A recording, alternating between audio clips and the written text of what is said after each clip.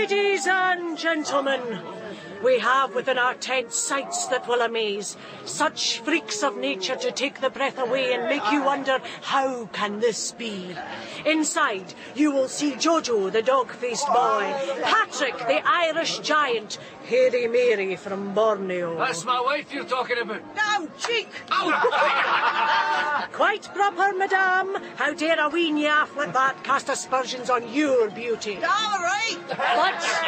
But poor Mary is a tangled conglomeration of hirsuteness which will excite pity and terror in equal measure.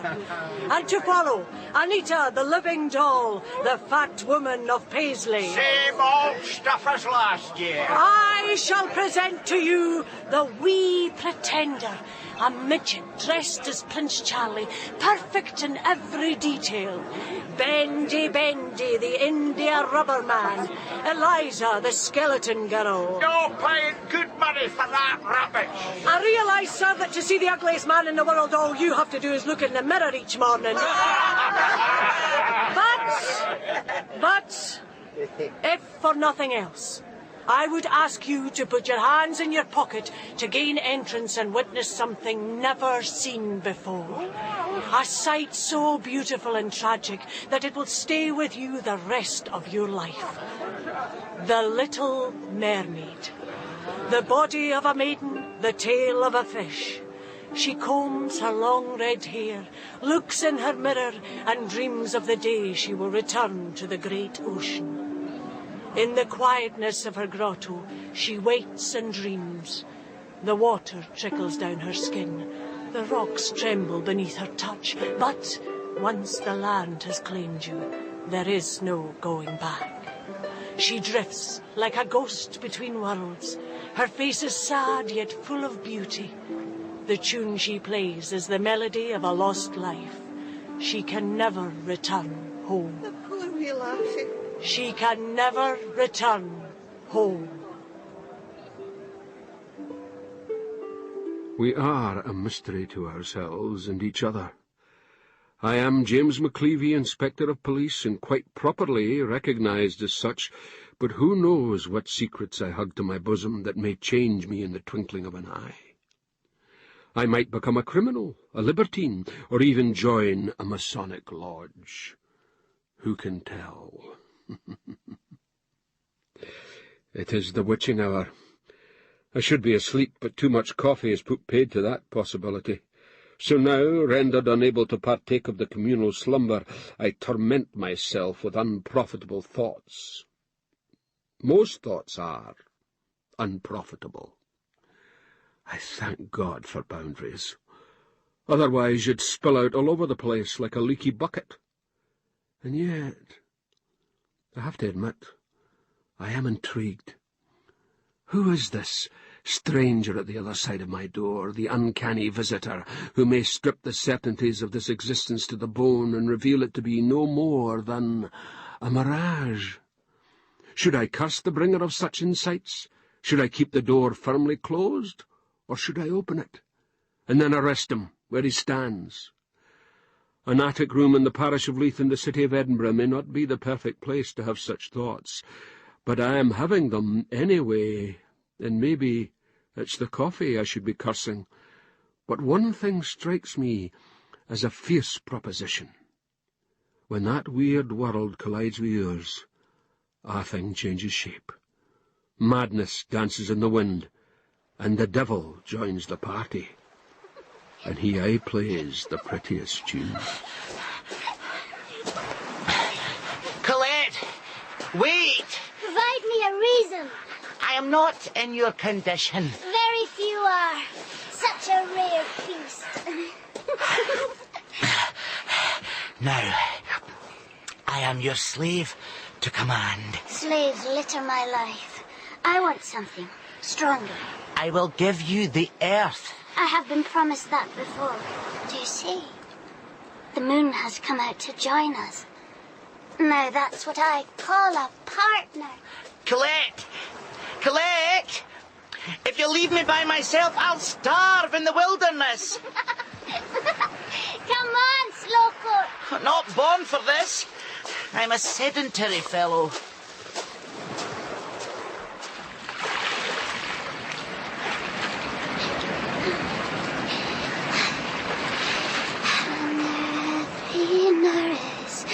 Sits and weeps, and she sings. How did you get out there? I swam. Was the water not cold? As the grave. Now what I must do is dress my hair with a golden comb, sing my song, and lure the sailors onto the rocks to be destroyed. Come join me. I cannot swim. How sad. Your clothes will be wet. This is my element. One day I shall return where I belong. Where would that be? There's the problem. I can help you. Mortal men and their promises. What do you offer? Everything money can buy. How much money? Everything I have. I will die for you. That sounds promising.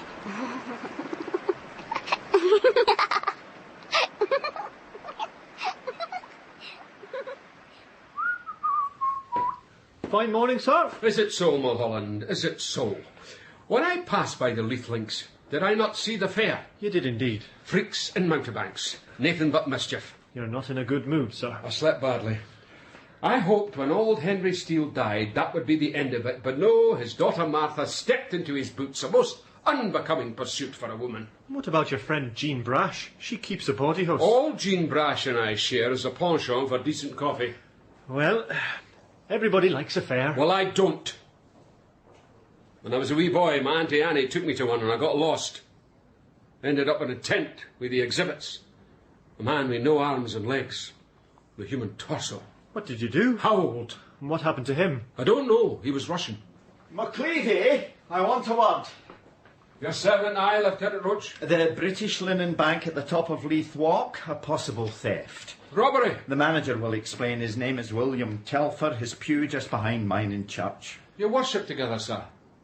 That's good. Accounts may have been rifled. It strikes at the very heart of things. You seem perturbed, sir. I am indeed, Constable. It's where Mrs. Roach and I keep our savings. I'm sure your fortune is safe. And where is yours? Under the bed. Why am I not surprised? All possible speed, Inspector. Bank accounts are the very bedrock of our society. They must remain quiet and undisturbed, like Sleeping Beauty. I don't know how you drink that stuff. It is the finest coffee, Hannah. Very fragrant. Like old socks. Where's shall I put the cake? On the table, equidistant from the two fine ladies. Right enough. There you are. Don't break your teeth on it. Thank you, Hannah. She hasn't altered. Hannah Semple. She keeps the keys, and I would trust her with my life, but she lacks certain social graces.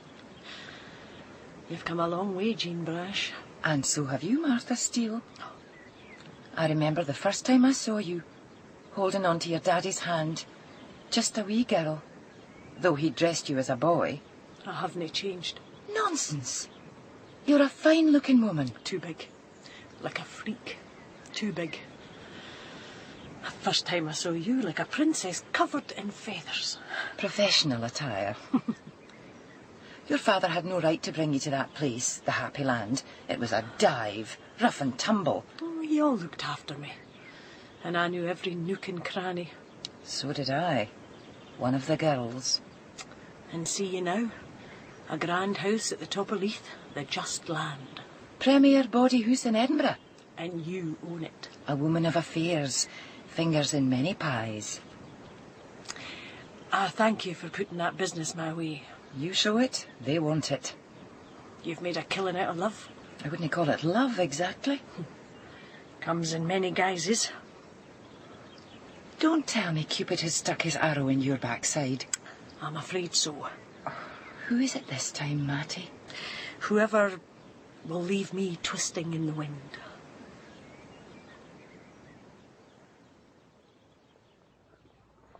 This must be in strictest confidence. Is Lieutenant Roach's fortune safe? Of course it is. That's the main thing. Carry on.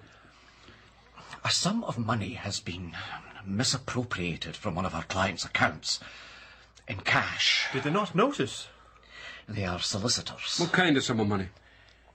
£2,000. That's no small beer. Do you have a suspect on hand, sir? George Rennie, one of the clerks. He handled the account. Wheel him to us, then. He did not come in for work. We found the discrepancy and sent bank detectives to his lodgings, but he had disappeared. Bank detectives? They couldn't have found the castle in broad daylight. You should have reported this at once. But it was so hard to credit. Rennie is such a stooped sort of creature, the perfect employee. His soul was in the accounts. Perfect, right enough. We'd never have the nerve. Someone has persuaded, or even blackmailed. Has anything happened with the man in the past months might provide a hint, Mr. Telfer? Anything unusual? One thing, but I know it's too stupid. Stupid is fine. One of the big shops nearby, Templeton's, they had a window show to drum up business. From the fair, a mermaid. A what? A mermaid. In a tank, swimming. We couldn't see much. The light was dim, green, maritime, I suppose. She sat on a rock. But you could swear there was a suggestion of bare flesh near the region of the fish tail. Bare flesh? Under the red hair which tumbled from the shoulders. I never looked that close myself. Who did? George Rennie. One of the clerks told me every lunchtime, every minute of the day he could, Rennie spent looking in that window. George Rennie had indeed vanished from the face of the earth. We checked his lodgings and all known places where the man was wont to go, but not a trace. All were agreed that he was a meek, feeble creature, bent double in apology for being alive, his only defining feature a moustache that looked as if it had died on his face. Not exactly the stuff of which embezzlers are made, but that would seem to be what he had done, and he would suffer harsh consequence.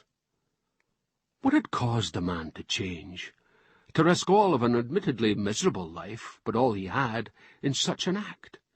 He would seem to be a soul of conformity, save for the predilection towards seafaries. So, back we went to the big shop. The manager remembered the lank shilpit bank clerk slavering through the glass. The whole installation of the mermaid had been overseen by Martha Steele, and no one had ever seen the sea creature arrive or depart. It had all been shrouded in mystery, but he confirmed that she was showing at the fairground. He considered his establishment to be above such window dressing, but it had been another's idea, one of the large investors in the business. He was a touch reluctant to give the name, but give it he did, eventually. Jean Brash, what are you doing here? Same as yourself, McLeavy. I doubt it. Oh, and it's the big constable. How are you, my fine man? Very well, thank you. Look at the size. And no in proportion, I'll wager. He's dying to take you round, Hannah. I am not. His treat. My lucky night. Come on, constable. I want to see Hairy Mary from Borneo. Sir! You only live the once, Mulholland. All the fun of the fair. And where shall we go, McLeavy? Oh, there's only one place for the likes of you and I, Jean.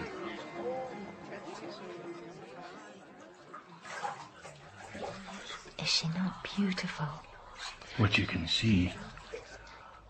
When I was a wee girl, in the gutter I came across this broken toy, a mermaid. She had but one eye. That's a pity. I kept her as long as I could. When she was taken from me, I cried the most bitter tears. Well, you got over it. I often see myself so, like a mermaid, part one world, part another. Templeton's, that big shop in Leith Walk. Yes. The manager tells me you put money in. He had no right to disclose. I was persuasive. You also. What? Persuaded him to put that wee creature there in his window. Why? Matty Steele is my friend. I thought some free exposure might help. No other reason? What could there be? That wee beauty behind the glass. I need to talk with her. What for? She might assist in investigation. Crime. You know the sort of thing, Jean. I know the sort of thing. Hairy Mary, my backside. There was a monkey dressed up. Women's clothes, but undoubtedly simian, sir. You'll have to get past Matty Steele. I'll do just that. Always on the case, McLeavy, eh? Never smell the roses. Oh, look. She's combing her hair. Is that not nice? It's a big comb. A lot of hair. What's she doing now? An Irish harp. For the knee. You couldn't have a big one on that rock. The siren's song. Watch your wee boat, McLeavy.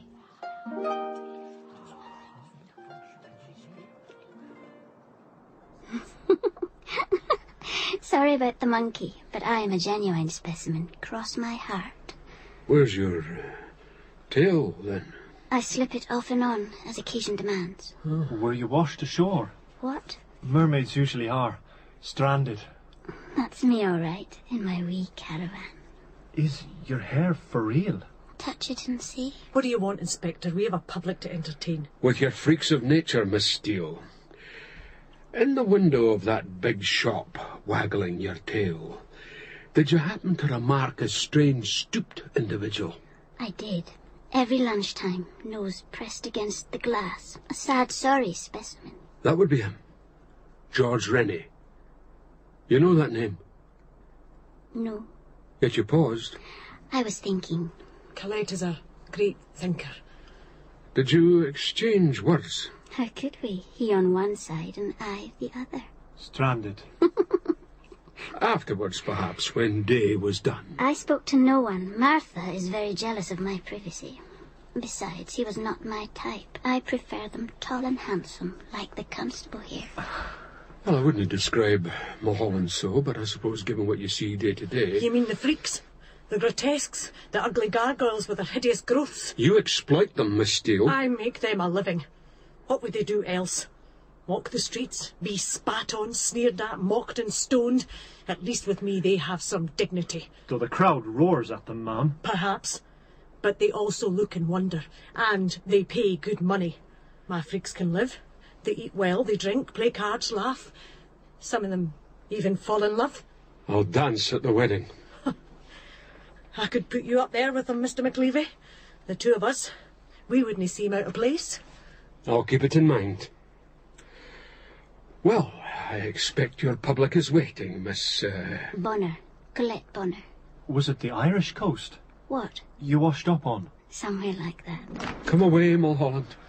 Inspector, this man, George Rennie, what has he done?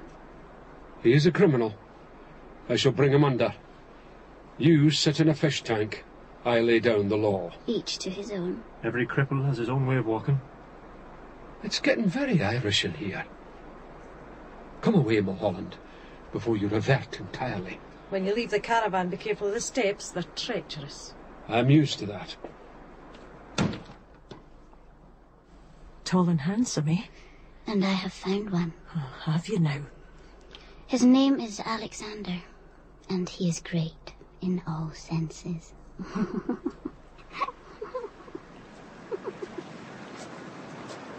Over here, sir! I can't see a thing. Lack of night vision. Not enough carrots. Carrots be damned. You have the lantern. No! Ah! There you are. And here it is. What remains?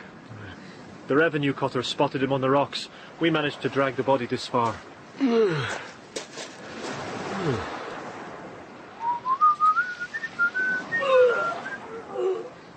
What is that? Constable Baxter's being sick. Right enough. Took a terrible pounding from the rocks. I've seen prettier sights. Not even his own mother would know him. Well, let's see if the corpse has anything to say for itself. Baxter! Get the grip of yourself and bring over the sheets. A pocketbook. That's promising. Well. What is it, sir? According to this, the owner of, it would seem our skinny malinky bank clerk has come back to haunt us. Aye, it was George Rennie right enough. Shape and size, but... Oh, Not even his own mother. Upsetting, I know, William, but identification must be made. All that was left was wee bits of moustache. And it's him. Divine retribution. In what way, sir? Well, he stole from the bank and the good Lord punished him. Ah. And what did the good Lord do with the cash? There was nothing on the body. Oh, what a disaster. Perhaps the fishes have it. Rich fish. Well, that would seem to be the end in any case. It's another body on the slab. Did you see his nails? All crushed and broken. He must have clung on to the rocks, clinging for dear life till the good Lord reached down and smashed them off into the depths of hell. Crushed and broken. I saw them right enough. This Sabbath we will bow our heads, William, and give thanks to the Almighty. Aye. It's a pity about the money, though. How did he end up in the sea? By escaping, with his ill-gotten gains. Or his head bashed in by an accomplice, who then threw him to the waves, in which case it's murder. You're never happy, are you, McCleavy? It's faintly possible, though. But if so, find the killer and the bank might yet be recompensed. You're not saying much, I'm sir? thinking, Mulholland. I think best when I'm on the saunter. And what are you thinking? Faintly possible. What do you mean, faintly? Balance of probability, sir. There's nothing faintly about it. The man is dead. His secrets are his own. Not while I'm alive. Wait now. That couple. Just out the tea shop. Big man, little woman, common enough. I recognise her. How could you? More veils than Salome. I know the wriggle of that fish tail anywhere. Miss Bonner! Colette Bonner, I have you in my sights. How did you... I am hidden from the world. How did you know me? A policeman's instinct. In that case, I had best reveal myself. Ah, what a pretty sight. Hair red as smoked herring. There must be a better way to put it. I was being gallant, Mulholland. What do you think, sir? I'm not an expert on herring. Constable, Inspector, may I present my friend, Alexander Macbeth, recently returned from the New World. Macbeth? That's the name to conjure. Where in the New World? Chicago. What were you doing there? Making my fortune. In what? Beef. Chicago is full of Irish. They're no match for the Scots. I don't see why not. He is teasing you, Constable. I assume that you hide from the fear of being discovered. What? From your public. Indeed. And if you will excuse me... A word before you take the veil. Your friend, George Rennie. We have found him. Really? On the shore. Head bashed in. Face a mask of blood. Skinned like a rabbit. What a sight. I'm sorry to hear it. How long are you going to be in our fair city, sir? Well, that depends. On what? Events. A mask of blood. Dreadful. But as I said, I hardly knew the fellow. And even a mermaid cannot be held responsible for every drowned man. Who said he was drowned? Well, you mentioned the shore, I assumed. You assumed correct. Oh, you'd make a fine detective. Thank you. We must go, my dear. We must indeed. There. Now I am myself again. I like you in the open, man. Circumstances dictate otherwise, Constable. Goodbye, gentlemen. A most stimulating conversation. Till we meet again, Mr. Macbeth. Till we meet again. He's a smooth one, all right. Very smooth. He shaves close. What? Never mind. I don't like him. Now, Mulholland, you must not let personal feelings distract investigative instincts. And what about your instincts, sir? They tell me there might be more to Mr. Macbeth than meets the eye. What shall we do now? We shall part company and meet later this night. Where are you going? I am going to break the rule of a lifetime and buy a drink for other folk.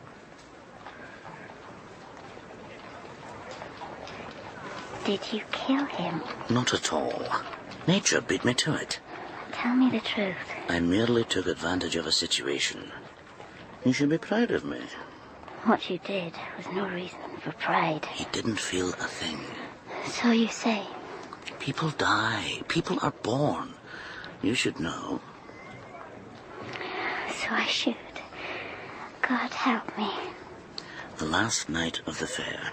Make a good show, then leave it all behind. That is the bargain. I shall be waiting in the harbour. Our boat will set sail, and we'll never look back. The money won't last forever, Alex. Plenty more in the New World. You and I will shake it from the trees. You're crushing me. And it's the middle of the street. I was overcome by love. Well, save the impulse. It's a long voyage. I shall be waiting. So be it. After this night, all things change. Here's to Cupid. Blind as a bat. Sharp wee arrows, though. Oh, is the whiskey too strong? No. Perfect. You don't have to glog it all at once. I'll remember that next time.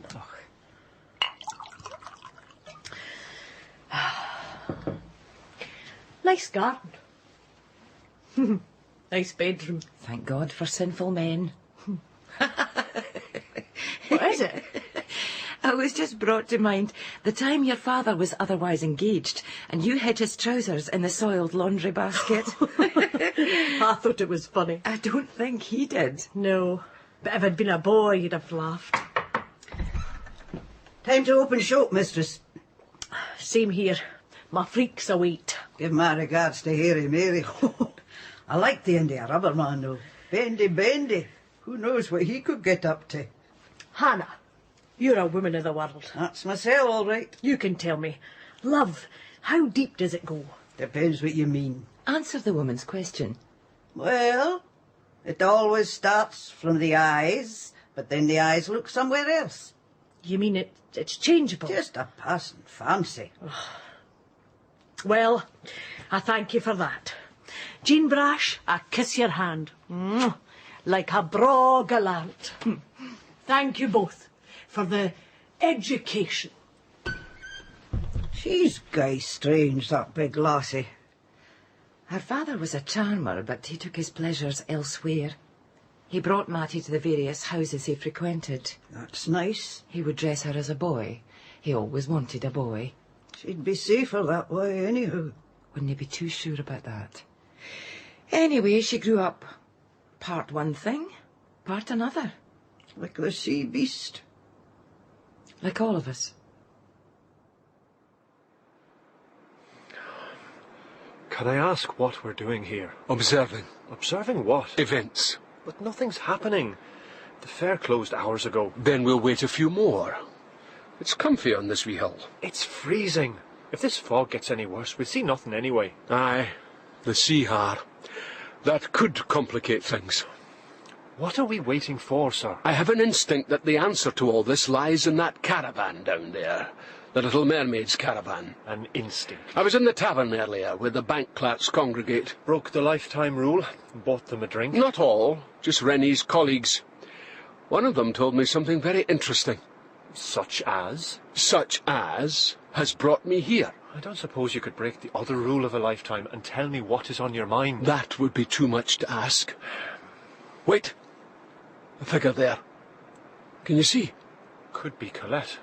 Big bag she carries. A travelling bag, perhaps. There's one more, look, at the back, dogging her footsteps. Tall enough. Could be Macbeth. We'll follow also. Let us join the dance, Mulholland. Where are you, sir? Over here. Damnation. What? Just put my foot in a bucket of water. At least I hope it's water. This damn fog. Oh, the caravans and such. It's like a labyrinth. And we are lost within it. In the name of God, what was that? From the window over there. Go look and see. Stand on the wheel. Well? It's the monkey. Hairy Mary. What? Does she have a caravan all to herself? Come down from there. I'm going mad. Like when I was a wee boy and got misplaced. We have lost our quarry and found a monkey. Madness! Madness! Don't panic. I'm not a panic. From a ship only, in the harbour. Foghorn. The harbour? Come on, Mulholland. It's worth a try.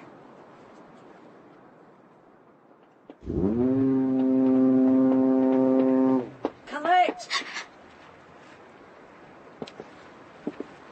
You didn't say goodbye. I don't like goodbyes. So you just leave? I do indeed. You think so little of me. I didn't ask you to form an affection. You did that all by yourself.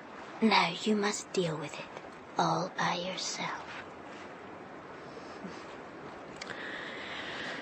I'll deal with it. You're a decent sort. More's a pity.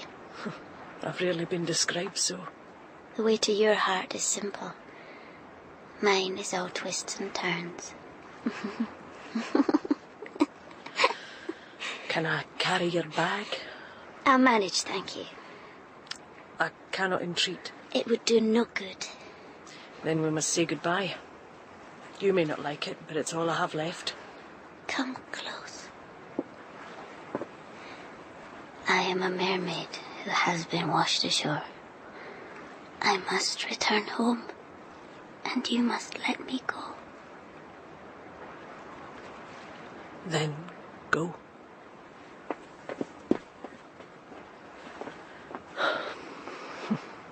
A sight so beautiful and tragic, ladies and gentlemen, that it will stay with you the rest of your life. The Little Mermaid. The body of a maiden, the tail of a fish.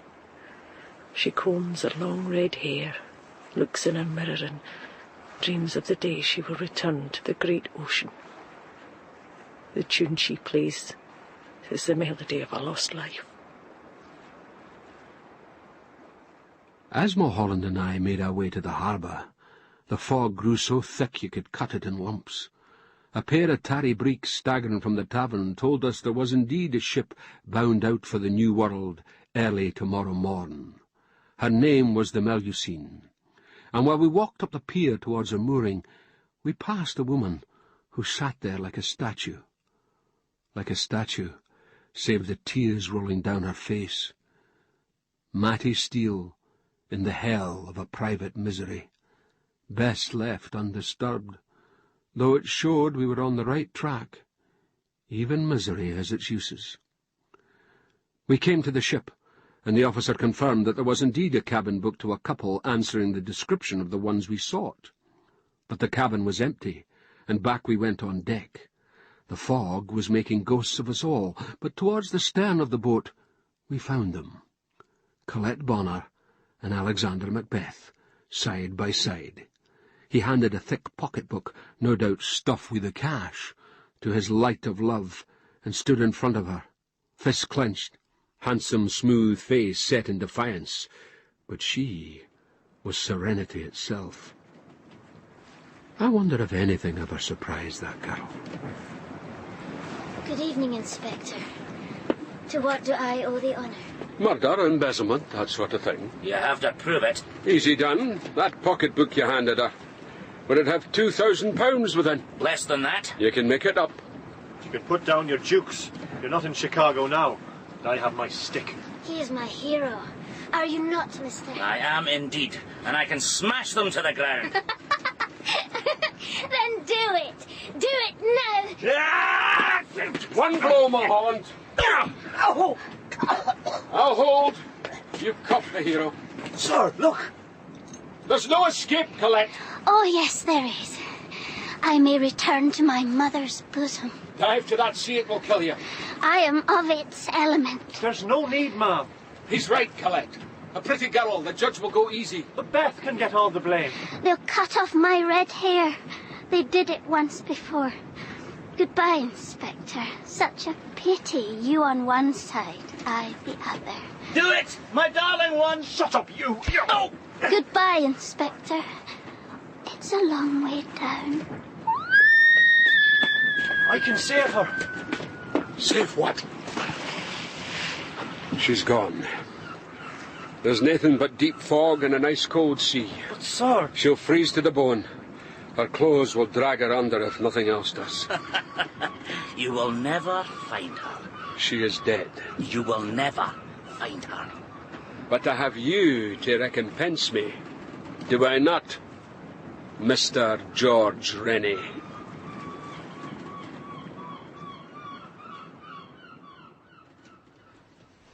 And how was your night in the cell, sir? I had fleas for company. Good. So, Inspector, you found me out. I had suspicions. You might have shared them. They weren't much. The nails of the corpse were black and battered, but the ends of the fingers seemed broadened, calloused, those of a working man. To follow that, the eyes, you did a good job on them, but... Nature did the job. The sea had washed them near out, but the remnant was brown. I checked with your fellows in the tavern. George Rennie's eyes, like yours, Mr. Macbeth, were slate grey. And another thing, they told me meek he may have been, but Rennie was a great mimic. He could take off any voice. Is that all you could garner? Then there was the matter of your own skin. Oh, my goodness. Down to the bone, eh? I noted that the area above your mouth was a wee bit different from the rest. Pinky. He shaves close, you said. A colour such as you would get if you removed the moustache that had been there for many years. Still not much. Enough to get us to that hill. And all else followed. You were plain lucky. Just plain luck. Good for you, bad for me. So, how did it all come about, Mr. Rennie? George Rennie merely rented this body. I own it. You will address me by my proper name. The name I chose for myself. Very well. Alexander, how did it all come about? She changed me. In what way?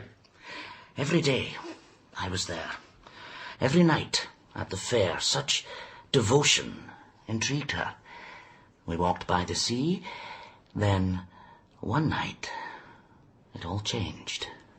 I would never be the same. How come? Let us say, she shot a spark into my soul. Witchcraft? Passion. She created it. In me. And for that, I will be eternally grateful. So you went embezzling? It was our only hope. To escape. So you straightened up, brushed your hair, shaved your face, bought fine clothes, found a new voice, and walked out proudly.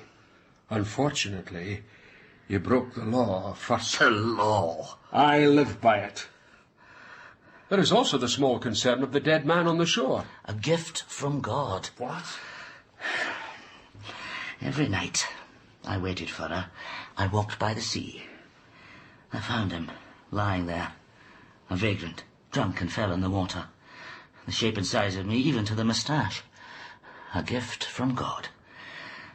I walked into the waves, soaked my clothes, everything, then changed with him. I shivered in the cold, put my pocketbook to his body, and then he was dead, you see? Far gone, dead. Nature did the job, but I had to finish him off. Make him so that he looked like nothing. So I picked up a rock and... smashed it down. It was necessary to escape. You sure you did not give nature more than a helping hand? Pick the man out, follow him, kill, and then do the rest? No, I could not, of course, do such a thing. I thought you would be proud of me. You must believe me. The judge is the person to whom you might address that plea. I thought you would be proud of me. Now I have lost her. Oh, the body will turn up. Eventually. You will never find her. I am all alone.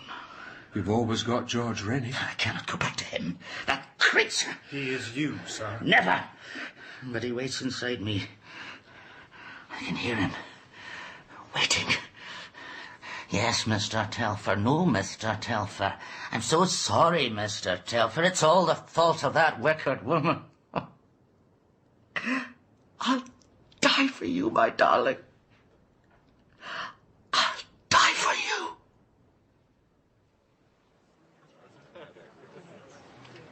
you. Lieutenant Roach, a moment, sir. Ah, Mr. Telfer. A fine sermon. If a trifle long. You have to hammer it home. The minister certainly does that. How to Babel. What a message, eh? Aye, indeed. Man must never strive further than God intends.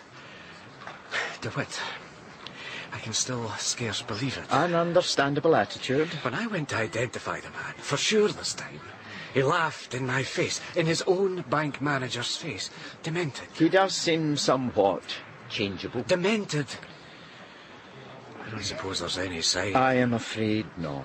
Never mind. She may yet rise to the surface, bloated with my money. Anything is possible. But if not...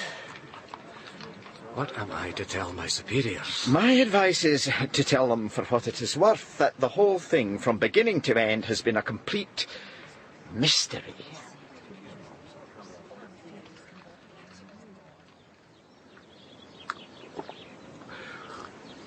So, the fair has left town. And Matty's broken heart will mend. She will find another mermaid. No doubt, but George Rennie's a different proposition. Do you think he did kill the other? Oh, who knows? It might well have been an accident. The courts will decide. Good coffee. All the way from Guadeloupe? I wonder if the little mermaid is floating with the fishes. She may be on dry land. They searched most of the night and all next day. No one could survive that sea. You never can tell. I can. Mistress, the man's here about the goldfish pool. I'll be up directly, Hannah. Goldfish pool? Uh-huh. In honour of recent events, I thought I'd have an ornamental pool put into the garden with big fat fish. What if a heron comes calling? I'll shoot it. Anyhow, you never know what you might find swimming around in the water. You never can tell. The mysterious ocean. It stretches all the way from Leith to the New World. The mermaid may yet reach her destination. George Rennie, however, may always drift between two identities in a single body. The one he detests, the other racked and tortured by his thoughts of a lost love. Never mind. The Perth Penitentiary has a cure for all known ailments. I came across a poem by James Hogg, a good man in a crisis, entitled The Mermaid. This wee stanza tickled my fancy. O passions deadlier than the grave, ah, human things undoing, the maiden of the mountain wave has lured me to my ruin. You could look into Colette Bonner's eyes, into the depths, and she would take you further and further from the safety of the shore. How did she do it, I wonder? How did she effect such a change in that crushed soul? Or perhaps was it more that Alexander Macbeth was just waiting to be born, the stranger at the door? You must hold the mind fast. You must always be on guard, like a policeman in the darkness of the night.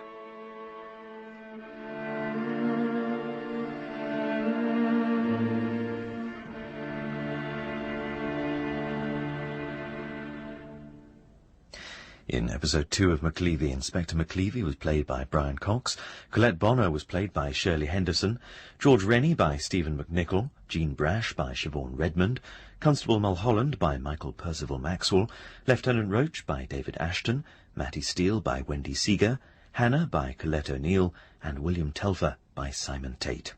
Other parts were played by members of the cast. McLeavey was written by David Ashton and directed by Patrick Rayner.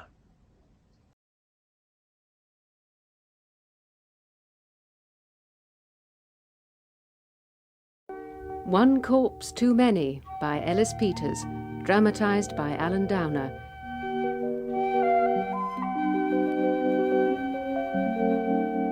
With Glyn Houston as Brother Cadfael and Jane Slavin as Goddess Aidney.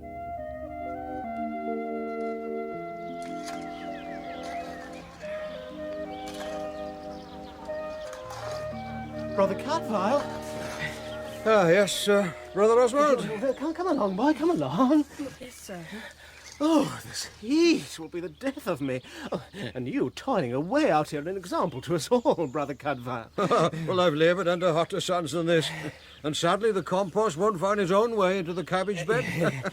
Well, here's a youngster who says he's not afraid of hard work. How would you like him as a helper? Oh, gladly. What's your name, lad? Godric, sir. Speak up, boy. He mumbles. Godric, sir. How old are you? 17. Oh, you're small for your age. Oh, I can work hard and I'm quick to learn. I'll do whatever you tell me. Oh, well, so you shall then. Fetch yourself a sickle from over there by the hut. Eh? Yes, sir. Another family trying to keep its children out of the war. It would seem so. He was brought here by a good woman of the town. He's to be taught as a lay servant. There's a year's endowment with him, so Prior Robert has agreed to take him in, and he'll attend school with the novices. Ready, sir? Oh, good. Well then, Godric, work hard and see you come to Vespers with Brother Cadfael. Yes, sir. And after supper, Brother Paul, the master of the novices, will tell you your duties and show you your bed. You'll sleep in the dortoir with the others. Yes, sir. Good, good. Well, mind you pay attention to what Brother Cadfael says and be obedient to him. I will, sir. Good, good, good. Well then, Godric, come with me and I'll show you what you're taking on. Are you in charge of all the gardens? I am. And you do all the work on your own? Well, they've offered me Brother Athanasius as an assistant, but he's deaf, ancient, and doesn't know a useful herb from a weed. God bless him. So I politely but firmly decline. You should have helpers. Oh, I did have two until recently. Youngsters like yourself. But their families belong to Empress Maud's faction. And with the approach of King Stephen's army, they both felt there were safer places to be than here in Shrewsbury under siege. Well, they're saying in the town that the siege can't last much longer. Well, the king's men have been camped beyond the foregate for a month now. It can only be a matter of time. Oh, it's not right. Before King Henry died, he made all the barons acknowledge the Empress Maud as his heir. She was his only living child. She should be queen. Well, Stephen is King William's grandchild, just as Maud is. But he's not the son of the last king. Count Stephen seized the throne when the Empress was away in Normandy. And now what's to come of it all but bloodshed and deaths? Godric, here in the monastery, we're in a battlefield as much as in the town, since our gates are never closed to any. And there's many a man about eager to buy favour with King Stephen by carrying tales. So best keep your thoughts in your head. They are much safer there. I'm sure I can trust you. Just keep your lips locked when among others. Yes, sir. Now then, your task for today is to clear these pea plants, cut them off close to the ground. And we'll use them later to give goodness to the soil. Oh, do you know how to use one of these things? Oh, I'll soon learn. It's hard on the hands, I don't mind. Yeah. Well, when I've finished my cabbage patch, I'll come and help you. Yes, sir. In a smooth arc. Yes, sir. Yes? Well done. No need to make a penance of it, lad. Not in the heat. You be like me. You strip off to the waist and be comfortable. Oh, I'm all right as I am for the moment, sir. Thank you. Are you now? I am not waiting outside these walls forever, Prescott. No, Your Grace. 4 weeks now, and still they defy me from the battlements. Their provisions can't last much longer. I've been too patient, that's the trouble, too generous. Till now, I've always held the doors open for penitents to come in, and this is the result. Your Grace? Yes, Adam, what is it? There are 2 here requesting audience with Your Grace. Not now. One of them's a young lady, and she has no lodging yet, and, well, in view of the lateness of Oh, the hour... very well. Who's the other? Hugh Beringer of Maysbury. Robert Beringer's son. You know him, Prescott? I do. He's a friend of FitzAlan and Aidney, who lead the resistance here. Till now, I'd have thought him your enemy. Then let him wait. I'll see the lady first.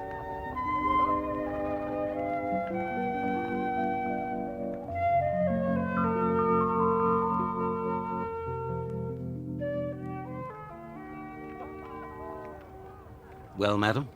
Your Grace, my name is Aileen Seaward. It was the wish of my late father that you should be given the keys of the 2 castles we hold. I humbly do so now. We can raise for your Grace 5 knights and more than 40 men-at-arms, all at your disposal, should you have need of them. I thank you for your pains. There is something else, your Grace, and I say it with great sorrow. Yes? I have a brother, Giles. He should have been the one to perform this duty, but after an open quarrel with my father, he took the part of the Empress Maud and left home to join her party. I see. I hope you will not see this as a reason to refuse what I bring, but will use it freely, as my father would have wished.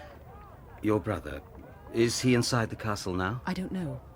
There's been no communication between us since he left home, but it's rumoured that he fled to France. Well, child, God forbid I should add to your sorrows. Your fealty is as dear to me as that of any earl or baron, and I take it with all my heart. Now, it's almost evening, and I hear you have no lodging for the night. I'd hoped my maid and I might lodge at one of the abbey houses across the river.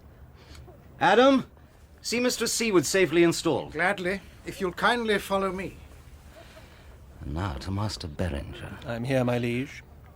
Hugh Beringer of Maysbury, at your Grace's service with all that I hold. What can you muster? 6 knights, your Grace, some 50 men-at-arms, half of them bowmen, and all skilled. I'm told you've been an associate of Fitzallen and Aideney, who are now holding the town against us. I grew up with them, your Grace, certainly, and still have nothing against them, save they've chosen one path and I the other. Your change of heart comes a little late in the day. 4 weeks I've been in these parts without a word from you. Such an important choice required a deal of thought if it was to be made once and for all. So I've taken my time in choosing. But here I am. Have you brought your force with you? No, 3 bowmen only. It seemed folly to leave a good castle unmanned, and small service to you to ask that you should feed 50 more. A young man, aren't you betrothed to Fulk Aideney's daughter? I am. Or I was. These uncertain times have forced a lot of changes. I don't even know where the girl is now, or whether the bargain still holds. Aideney's daughter is thought to be in hiding in the town. It would please me to have the lady in safe keeping in case my plans have to be altered. When the way is clear, you, of all people, should be able to find her for me. Your Grace, I came with that idea also in mind. Good. Should I have occasion to call you, where will you be found? At the Abbey guest house, if they have a room. Well, until you've earned my trust, wait in attendance there against the town's fall. My liege.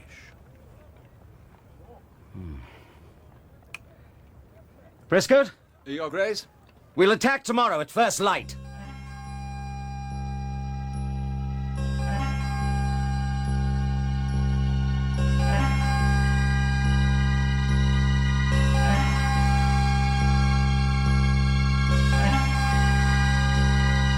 Well, young Godric, grit your teeth. This may burn a little. But it's very good for blisters. There. Is this your workshop? Yes, this is my domain. So many bottles. Aye. Tinctures, balms, draughts, potions, all made from the herbs in the herb garden, and each with its own particular use. By the way, this will be your sleeping place. Now, don't worry. I've spoken to Brother Paul, and the arrangement has his blessing. You see, many of the herbs are still in preparation and need regular attention, or they might spoil. So here you'll have your bed, and you can shut out the world, and me, until you're ready to come to us. How did you find out? Oh, child, I was 40 years about the world from end to end of it before I took the cowl. I know a girl when I see one. I tried so hard. Yes. Well, how would you have managed in the dortoir? Oh, boys aren't so clever. And under these tunics, all bodies look the same. Does anyone else suspect? Why should they? And your sleeping here will arouse no suspicion. You're my boy, and I'm responsible for you. Who's trusting too far now? You don't know who I am. Why should that matter? You've left forlorn here to weather out the storm, and that's enough for me. I want to tell you, for I'm a burden to anyone who befriends me now, and likely to be a hostage when the town falls to Stephen's army, which will happen any day. Brother Cadfael, I am daughter to Fitzallen's chief ally and friend. My name is Goddess Aideney.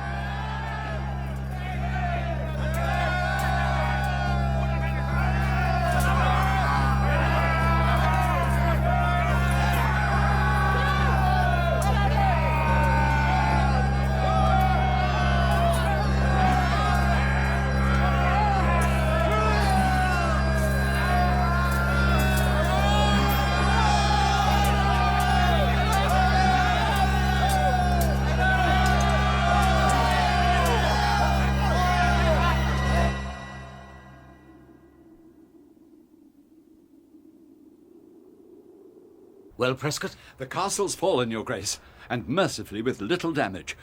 This is a stronghold you need never lose again. Good. I want no looting in the town. Oh, my liege, you've shown too much mercy in the past. You've said as much yourself. The men... No looting! Our urgent business is with the garrison of the castle. Your Grace. Adam? We've combed the fortress from battlements to dungeons, but there's no sign of either Fitzalan or Aideney. Scour the town. I want them found, and quickly. Am I to search the abbey, too? I owe the Benedictines nothing, but that can wait till later. Go. Your Grace. Now, Prescott, about the garrison. How many of them were taken? 94 in arms. Have them hanged from the battlements. All of them, Your Grace? It's time to strike terror, Gilbert. Hang them all. I want them out of the world before tomorrow. I'm sorry to disturb you, Godith. Were you asleep? No, come in. Oh, how could I sleep with the thought of that slaughter still going on? I have news of your father. Yes. The word is that he and Fitzalan both got clean away at the last minute and are riding hard for Wales. Thank God for that. And as for those poor souls being hanged from the battlements, Abbot Heribert has obtained Stephen's authority to give them a Christian burial. Tomorrow, after they've been cut down, the brothers will prepare them decently for the grave. Since I was once a soldier, I have been put in charge of the work. I wish I could go with you. No. These are my father's No, people. Godith, I won't let you. Weep for the dead if you want to, but thank God that you, at least, are safe. Who is it? Petronilla? Yes? Who's that? It's me, Hugh Beringer. Unbar the door. Edric? It's Master Hugh! Then unbar the door, woman, and let him in. Hurry, woman, hurry! Just wait but a moment, Master Hugh. Hurry! I'm being as quick as I can. There. Come in, Master Hugh, and welcome. Are you hunted, Master Hugh? Are they close on your heels? Petronilla, bar the door again. Yes. Are you in danger? Do you need a place to hide? I have no need to hide. I've sworn allegiance to the king. Then what are you doing here? Looking for Godith. Did someone send you here? No, but where else would her father place her? Who could he trust more than Petronilla, her nurse? She was here till a week ago, but she's gone. Her father sent 2 knights to fetch her away. I don't know where they were taking her. Edric, I'm her intended husband. I'm responsible for her. Sorry, lad, we'd like to help, but that's the way it is. And take comfort that no enemy has laid hands on her. And pray God none ever will. Well then, I must discover what I can elsewhere. Petronilla, open the door for Master Hugh. Thank you both, and pray for her. We will. I won't put you in further danger, Petronilla. Edric?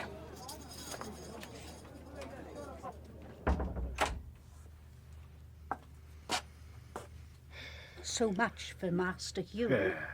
Hunting for his bride. Yes, and a fair price he'd pay for her too. And she a certain decoy for her father's return. Well, young Master Hugh's got his way to make with Stephen now. And Godith's his best weapon. But let him hunt all he may, he'll not find her. I've hidden her away in the one place no sane man'll look for her.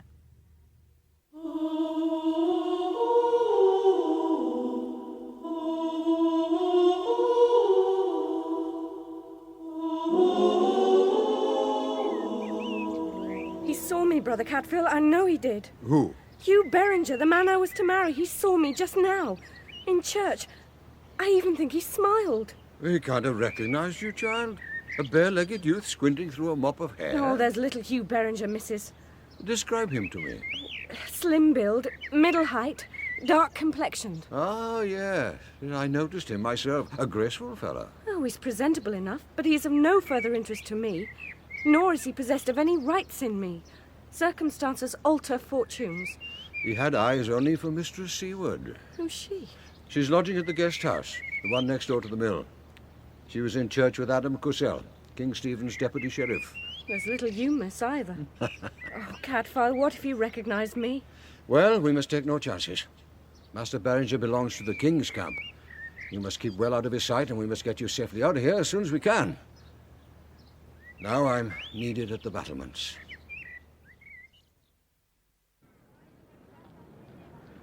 Have you finished, brothers?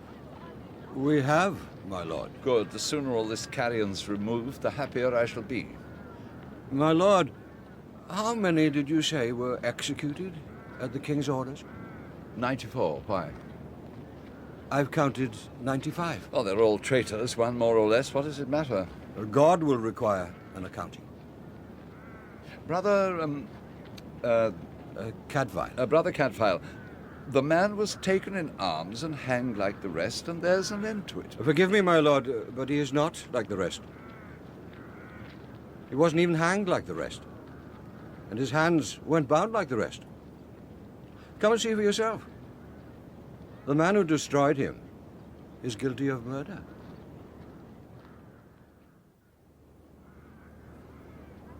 You see, my lord, the thinness of the cord that took his life? The mark where it bit into his neck? I see. See, too, this small pit here at the nape. The mark of one end of a wooden peg.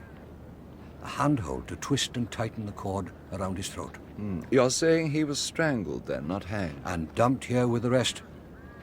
Now, did you hang any whose hands weren't tied? None. Then here's further proof of his murder, if further proof were needed. I mean, look at his fingernails. You see? Both hands black with his own blood as he clawed at the cord that was killing him. His hands were free. And look at how he's dressed. He didn't take part in the battle. Brother Cadfael, they were all stripped of their armor. Yes, but he hadn't been wearing armor. He's dressed to ride light, armed only with a dagger, as this empty scabbard testifies. Oh, and there's more. Indeed? It's my belief that he wasn't killed in or near the town. And your evidence for this? Well, can you recognize this herb?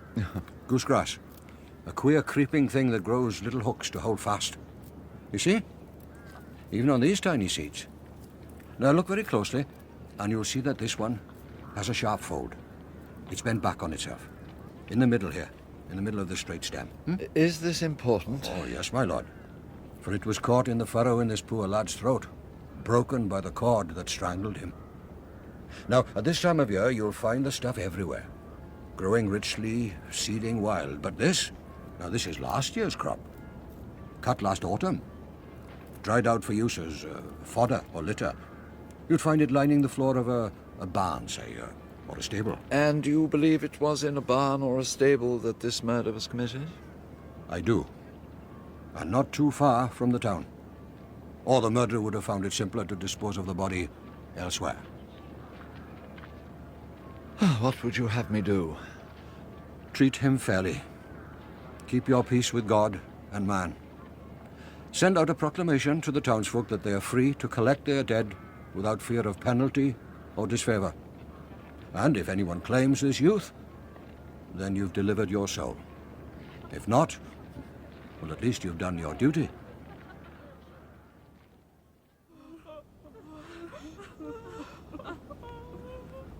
Brother Cadfael. Mistress Seward. You know me? I've seen you in church.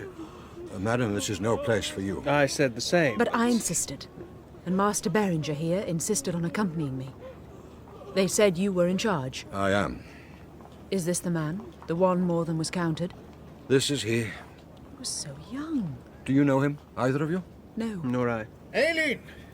What are you doing here? Adam! And you, Master Beringer, how could you bring her here to face so harrowing a scene? I needed to come.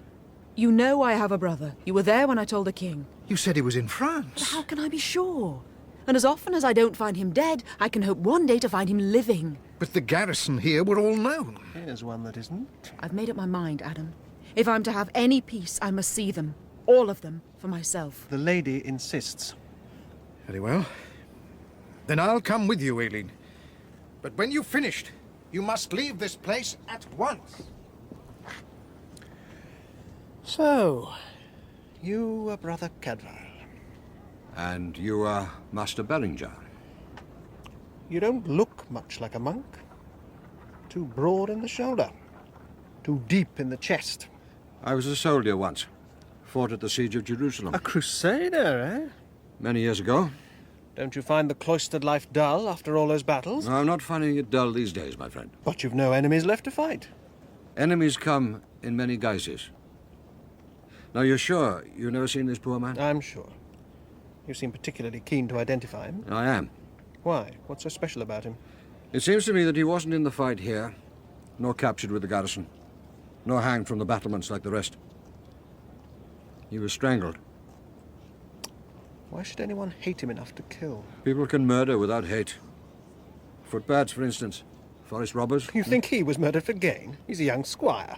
What could he possibly have to make him worth the killing? There are those in the world who would kill for a few coins a beggar would beg in a day. Ah, well, I must get on with my work. There are still 66 unclaimed dead here.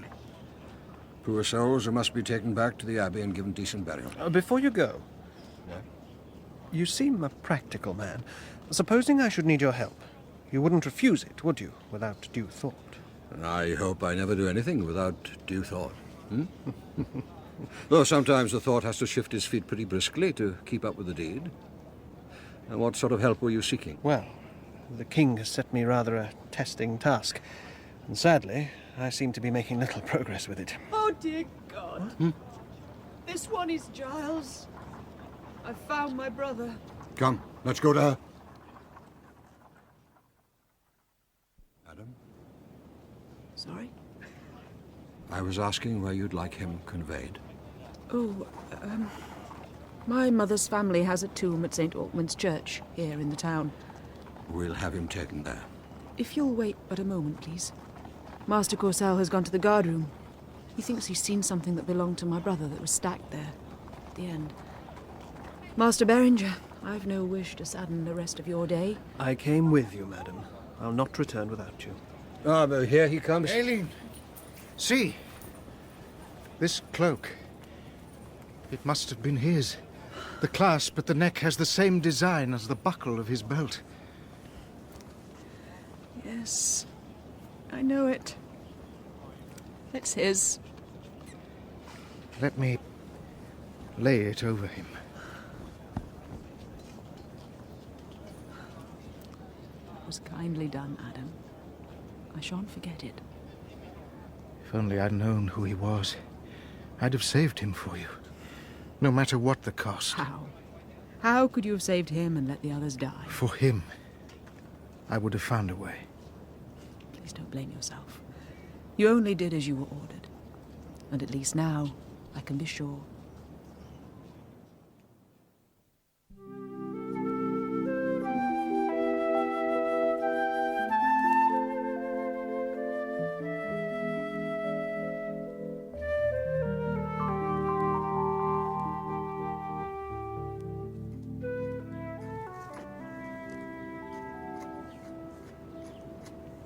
Good morning, Godric.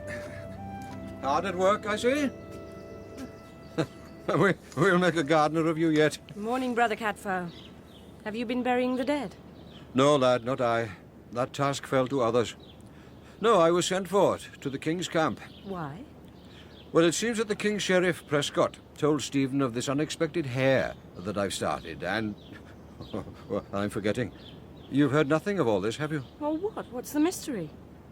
Yesterday I found an extra body among those executed at the battlements. A lad who wasn't hanged, but strangled. Murdered? Yes, child, no doubt about it. Strangled with a thin cord, then cast among the King's victims to cover up the crime. Is he known? No, but the King has charged me to bring his murderer to justice. Is he being buried with the others? No, he's in church, lying on a bier before the altar. Let me look at him. Yes? Yes, all right. I want all who come to services to pass him by, in the hope that someone may give him a name.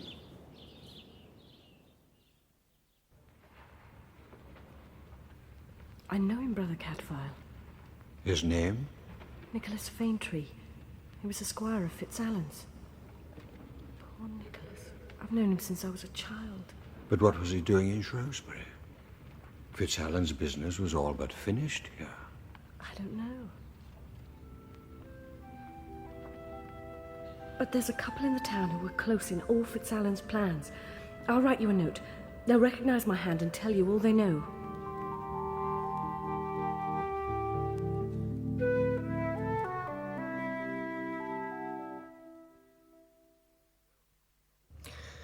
Well, Brother Catfowl, Let me begin my tale before the battle. Leave nothing out, Edric. My Goddith is safe in his care.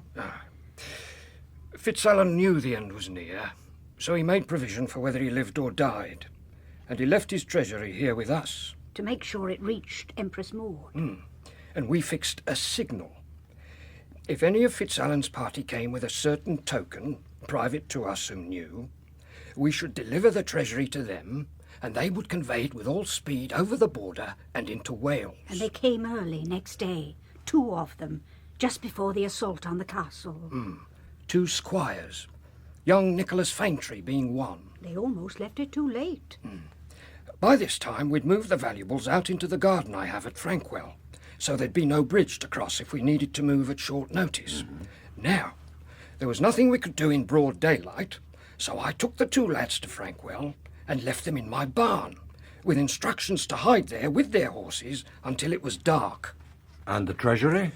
We packed that into 2 pairs of saddlebags and hid it in a cavity in a dry well nearby. Do you know if it's still there?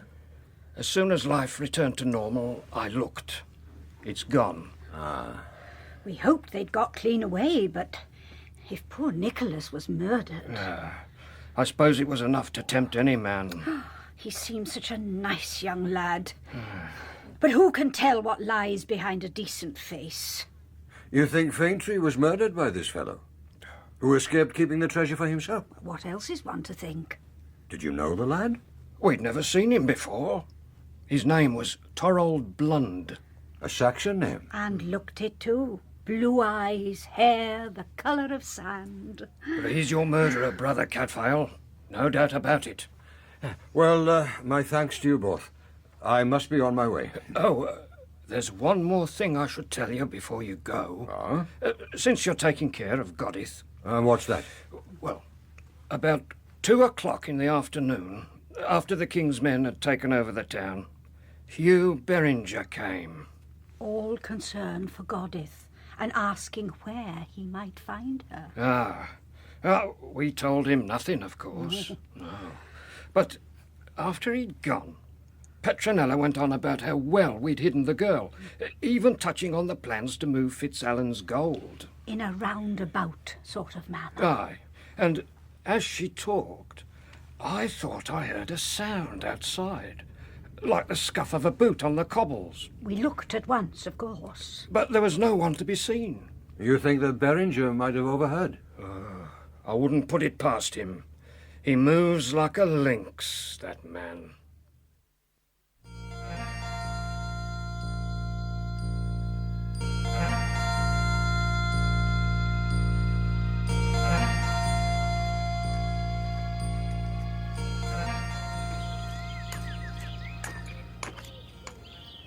So, Brother Cadfael, this is where you spend your more peaceful hours. Weeds will grow, Master Beringer, even in God's garden. A far cry from harvesting dead men. How long had you been standing there? A while. My ears are keen, but I never heard a sound. That boy who was murdered, you found out his name in the end. How? No one in the town seemed to know him. All questions get their answers in time. And all searches are bound to find? You have no help today. There's corn to be harvested in the field down by the river. Godric is helping with that. He can handle a sickle? Oh, yes, quite well. Well, I trust you have sound judgment in the matter. It would be sad if young Godric came home short of a foot.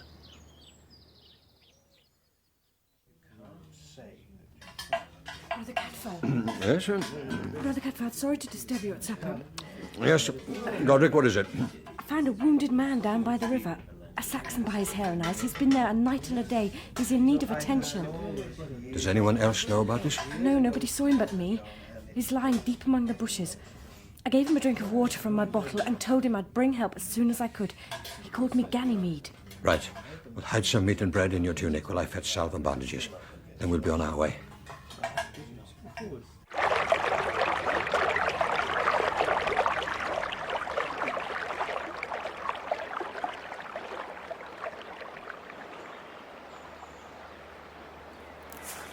Who's there? It's me. Ah, Ganymede. good lad. It is as a friend to us both. God bless you, brother. Friends I sorely need. Can you rise and go? Not far. I've lost a lot of blood, most of it into the river. I'll carry you then. Come, put your arms around my neck. All right. I'm too great a load. Do as you're told. Where are you taking me? The old mill. You'll be safe there. It's only a few minutes away.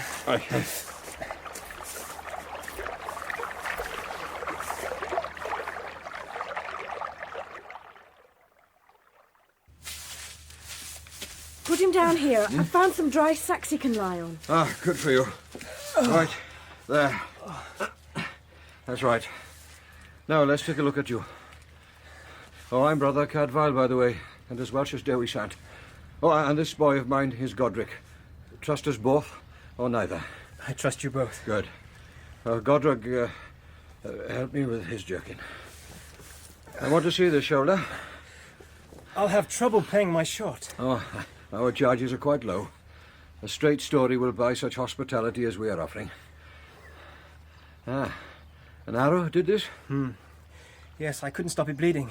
Well, thank God it isn't serious. Where are your other wounds? There's a sword cut in my thigh. I'll look at that in a moment. Godric, look, I'll need some water. River water? Well, it's better than none. Search around, find something to carry it in. Yes. Now then, your thigh. There. Ah, well, this isn't such a deep gash either. But you have a rich variety of bruises. I'm lucky to be alive. Who was hunting you? The king's men. Who else? And still will be. Unless they believe me drowned. Then they'll be searching for your body. The Severn always yields up its dead. No, keep still. I owe you a name at least. I think I know your name already. It's Torald Blund. How on earth did Never mind about that now. Now let's get this thigh bound up. It's clean enough. It's knitting already. Now, tell me your story. Starting where Edric Flesher left you and Nicholas Faintree with Fitzallen's treasury at the barn in Frankwell. Are you some sort of wizard? Time is short now. Go on. We recovered the treasury from the dry well and rode as soon as it was dark. But when we reached a stretch of woodland, Nick's horse fell lame. He'd picked up a caltrop and was cut to the bone. Caltrop? We're on a forest path away from the field of battle? It was a caltrop. The spike was embedded in the hoof. I know, I wrenched it out. What did you do? Well, the poor beast was foundered. He could go, but not far and not loaded. So we agreed that Nick should hide in a nearby woodman's hut while I rode with both horses to the farm of a man named Ulf. He's distant kin on my mother's side. And the treasury? Went with me. Ulf gave me a fresh horse. I transferred Nick's half of the load to the new nag and rode back to the hut. I thought Nick would be looking out for me, but he wasn't. That made me uneasy. So I tethered the horses with a single knot, to be off fast, if need be, and went into the hut. The door was half open. It was pitch black inside. I went in cautiously, but I fell over him, Nick, in the middle of the floor. I sensed at once he was dead. I heard the dry fodder rustle behind me. I threw up my right arm, from instinct, I suppose, and the man's cord went round my wrist as well as my throat. Yes, as I can see the marks that it made. I lashed out in fright and jerked the cord out of his hands. I brought him down. We wrestled in the hay, each trying for the other's throat. Then by chance my hand struck a half-rotten board that was lying loose on the floor, and I hit him with it, two-handed. Good for you. I doubt I did him any lasting damage. But it knocked him witless long enough for me to run. And run I did. Made off with the horses like a hunted hare. There's no shame in that. I didn't get very far. The king's patrols were thick as bees in a swarm, and they were stopping everything that moved. 2 days I hid up in a copse. Then Thursday, after nightfall, I tried again, taking another road. And that was when they saw me. They had me trapped. I had only one way to run, towards the river. I took the saddlebags from both horses, turned the beasts loose, and ran. But the pursuit was close now, and one of the fellows gave me this slash in the thigh. Which I've dressed for you now, as best that I can. Now, cover yourself decently with this blanket. I look at your shoulder again. So, it was then that you took to the water? Yes. Saddlebags and all. And got this clout from an arrow? Yes. I went under and the 7 carried me downstream. Finally, I dragged myself ashore and crawled into the bushes, afraid to stir. That's where Godric found me. And that's the truth of it. Not the whole truth. Hmm? Godric found no saddlebags on you. Brother Cadfael, you'll think me ungrateful after all you've done, but... Well, now I'm sole custodian of the treasury, and I understand. I understand. A trust is a trust. For your better peace of mind, the talk is that Fitzallen and Adeney both got clean away. Oh, good. And what of Nick? He's with God. We're burying him tomorrow within the abbey. He'll have a prince's tomb. There. That's better. I've got some water. Ah, good. Now, bathe that wound in his shoulder. How do you feel? Weak. He'll feel much better once he's slept. Now then, friend, I want you to drink this strong cordial of my own brewing. It helps keep wounds from festering and eases the heart. Here, let me help you. Thank you, young Ganymede. Godric will look in on you tomorrow as often as he can. I have other matters to attend to. But I'll come down in the evening and dress your wounds again. In the meantime, we've brought you some meat and cheese and bread and a flask of wine. Thank you. If there's any water left... Here. Thank you.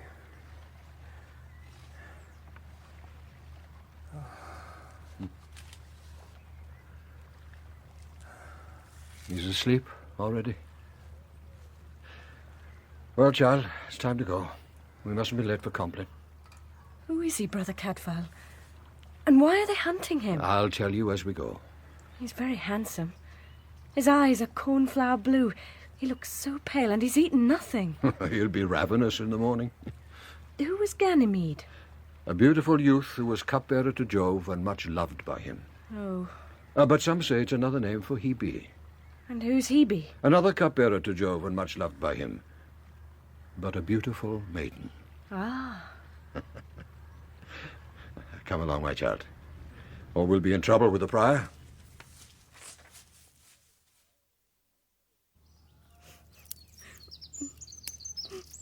Boy. Madam? I'm Aileen Seawood. I'm looking for Brother Cadfael. He's gone to borrow the abbot's mule. He has duties the other side of the town. What's your name? Godric, madam. I'm his assistant. You've been crying, Godric. A little. It was a great honour for Master Faintree to be buried in the Abbey Church. No doubt Brother Cadfael's doing. I don't think the abbot required much persuading. I attended the funeral service with Master Berenger. I saw you. We buried my brother Giles yesterday at St. Alkmund's. He was one of the castle garrison, hanged with the others from the battlements. I'm sorry. There was no shame attached. He made his choice and stood by it to the end. Anyway, these are my brother's clothes. Jacket, hose and cloak. Well, he no longer needs them, and they're still good, so someone may be glad of them. Perhaps you'd ask Brother Cadfael to dispose of them, however he thinks best.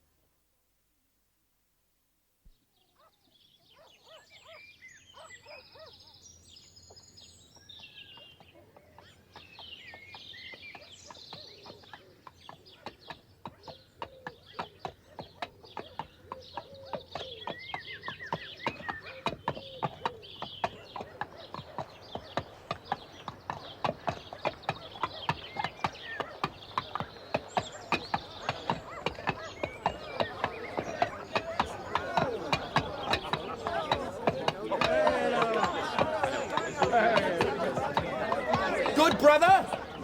Whoa there. Yes, friend? Spare something for a poor cripple, and God will reward you. I will indeed. And better than a small coin, too. No doubt you feel the cold, even on these summer nights. Oh, I do.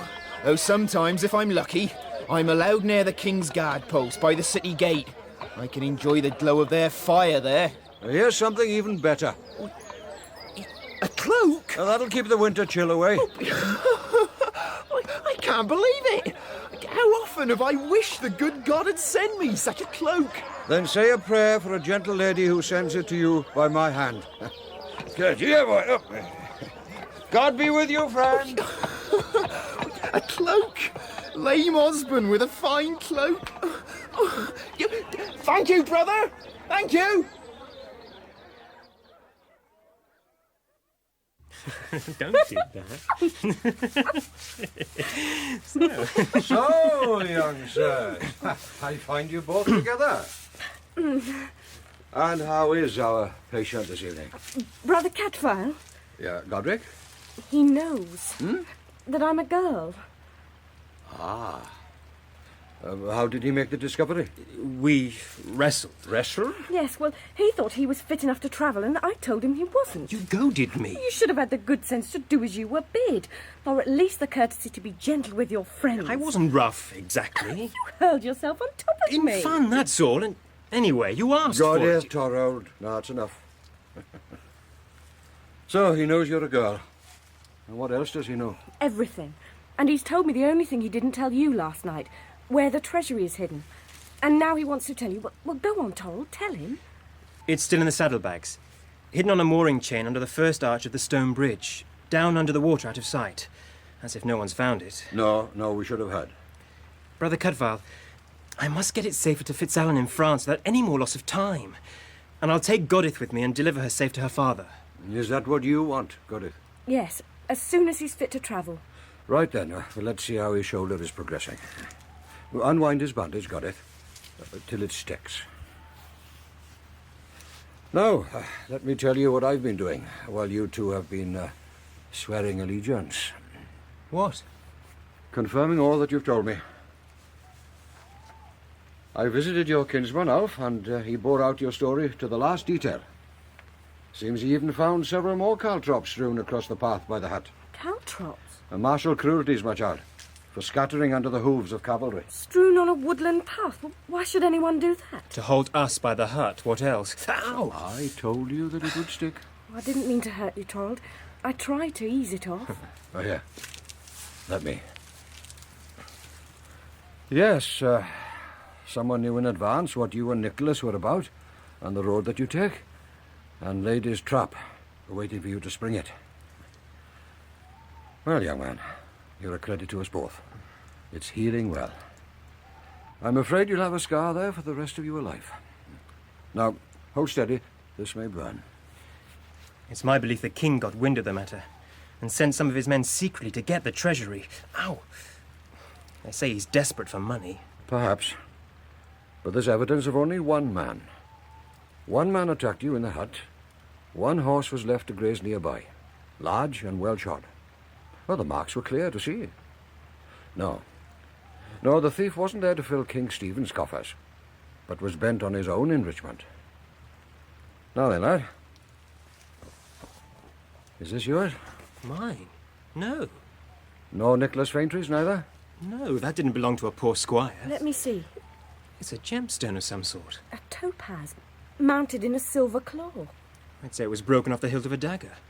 And a very fine weapon, too. Where did you find it? In the hut where Nicholas was murdered, embedded in the floor. Well, if it isn't mine or Nick's, it must have been his, mustn't it?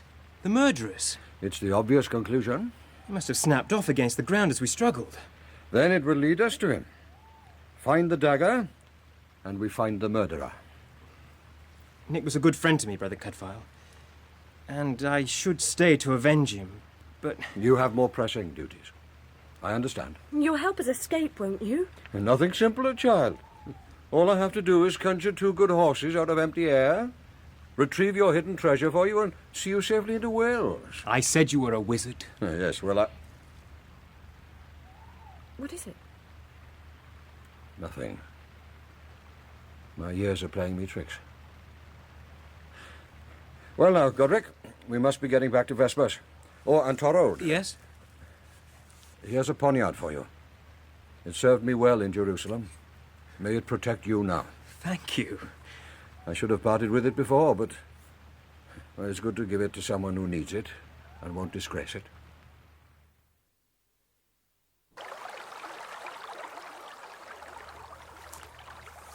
When we were in the mill, you heard something, didn't you?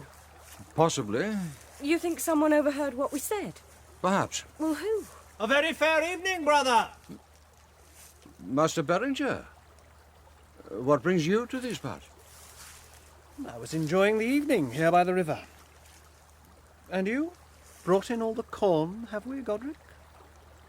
All that we have here. Godric, save my legs, lad. Run ahead and stir that lotion I've been brewing. Yes, sir. A most biddable lad. Yes, he serves me well. Sir, I am bound for Vespers. So am I. May we walk together? Gladly.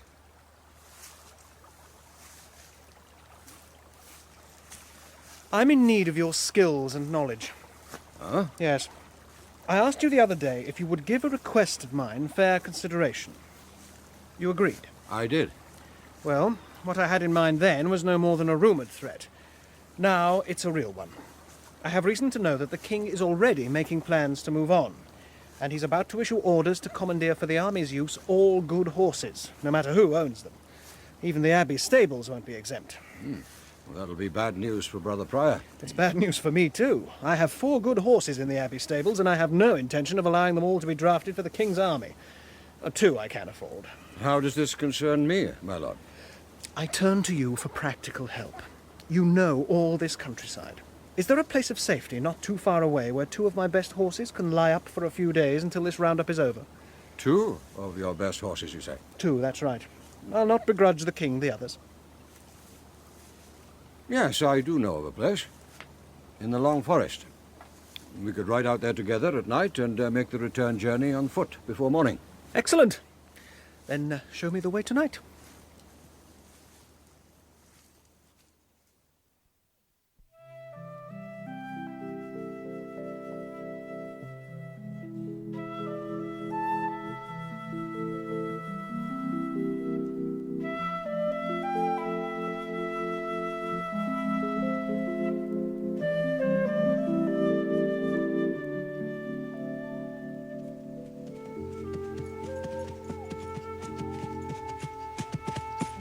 So, Brother Cadfael, you lived in the world all those years and never thought to marry? I did once think about it. And a very fair woman, too. Rochilda's her name was. She'd have grandchildren by now. What went wrong? I was in the East too long. She gave up waiting and married another. Small blame to her. And in the East? Well, there were women there, too, and you a young crusader. Makes you wonder, does it? A little. Sometimes I wonder about you. Why? I can't quite make you out. You're secretive, enigmatic, a natural conspirator. One knows another. When the king leaves Shrewsbury, will you go with him? Well, that depends on him. Would you credit it, the man mistrusts me still. That's what comes of being secretive and enigmatic. There's a rumour going the rounds. Yeah? What's that? A few nights ago, there was a fellow hunted into the river, said to be a squire of Fitzallen's.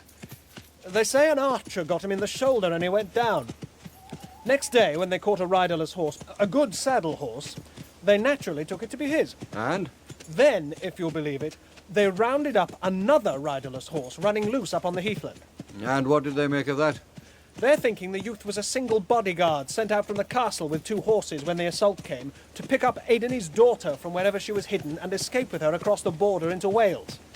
So, if this was the same youth who was in the river, and since both horses have been found, they assume the attempt failed. I see. Which means she's still in hiding somewhere in Shrewsbury. And now they'll be looking for her more eagerly than ever. Whoa, hey, somebody. We're here. What is this place? An old grange the abbey once used. But since the times have grown unchancy, we've withdrawn our sheep and cattle and just kept 2 lay brothers in the house. Who's there? Brother Cadfael. Oh, that's one of them. Brother Anselm. The other Brother Lewis won't be far away. They heard us approaching. Yeah. Oh, yeah. Brother Lewis. He can hear an owl blink at 10 paces. Here they come.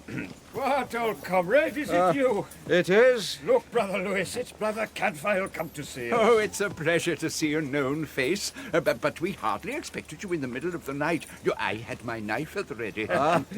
Where's your errand? Here, with you. Yes, my lord here asked you to give stabling to these two beasts for a few days.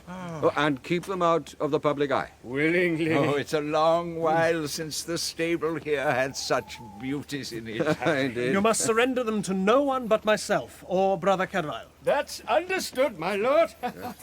Come along, then, my lovelies. We both love a fine horse. Come along, come along. Right, my Lord Beringer. We've safely disposed of your horses. Now, are you ready for the long walk home?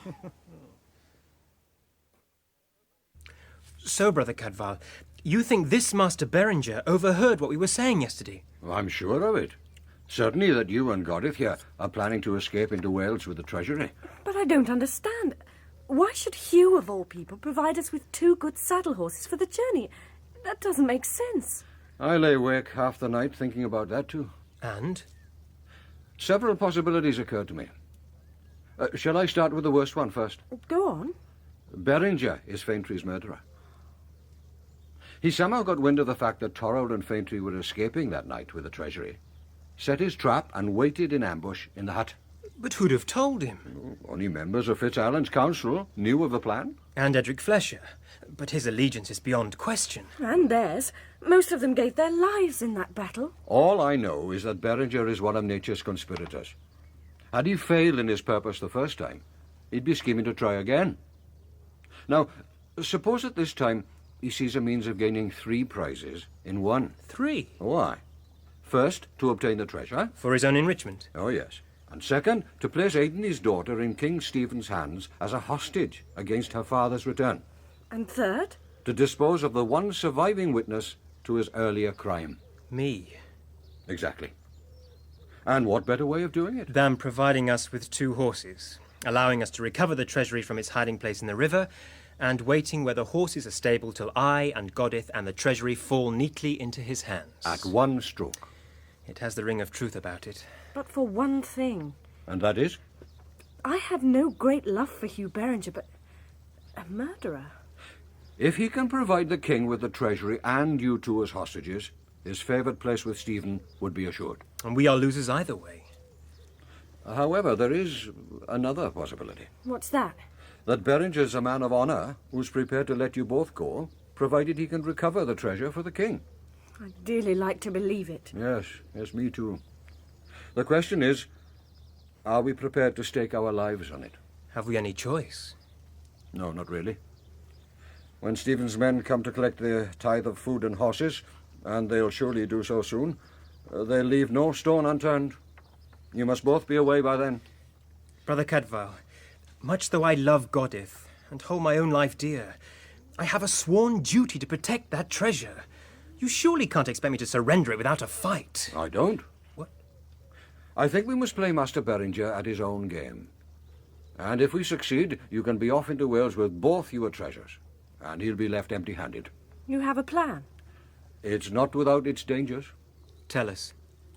Well, Beringer knows as well as we do that time is running short, and that we can only move under cover of darkness. He'll be watching closely. Now, since you must both remain in hiding, he'll expect me to recover the treasure. So, wherever I am, there, depend upon it, he will be too. Tonight, I shall row to the stone bridge, and he will watch me pull the treasure out of the river, or so it will appear, and walk with it to the Grange, where I shall leave it with Brother Anselm and Brother Lewis. Once Beringer is safely out of the way, you 2 will take a small boat from where I'll have hidden it among the bushes, recover the real treasure, which you, Godith, will hide in a sack in my workshop until we're ready to make our escape tomorrow evening. Now, do you think you can do that? Of course. There's one thing. You'll need a load to carry with you to the Grange, which Beringer will think is the treasure. Well, that's a job for you. Wrap some objects in a blanket, anything with a bit of weight. But I also want you to put in some other things, too. I have them here in my pouch.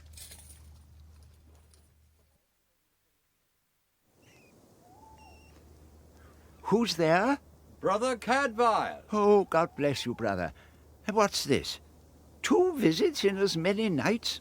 I've got something more to put into your safekeeping. Oh, it looks heavy. Oh, it is, Brother Lewis. It is. Believe me. It's soaking wet, too. Here, I'll take it into the house. Oh, holy saints, what have you got in here? It's enough for you to know that I hope to come again tomorrow night with 2 friends to collect both it and the horses. Did you come alone? Why, are we being observed? I believe so. Good. That was my intention. What? I'll explain later.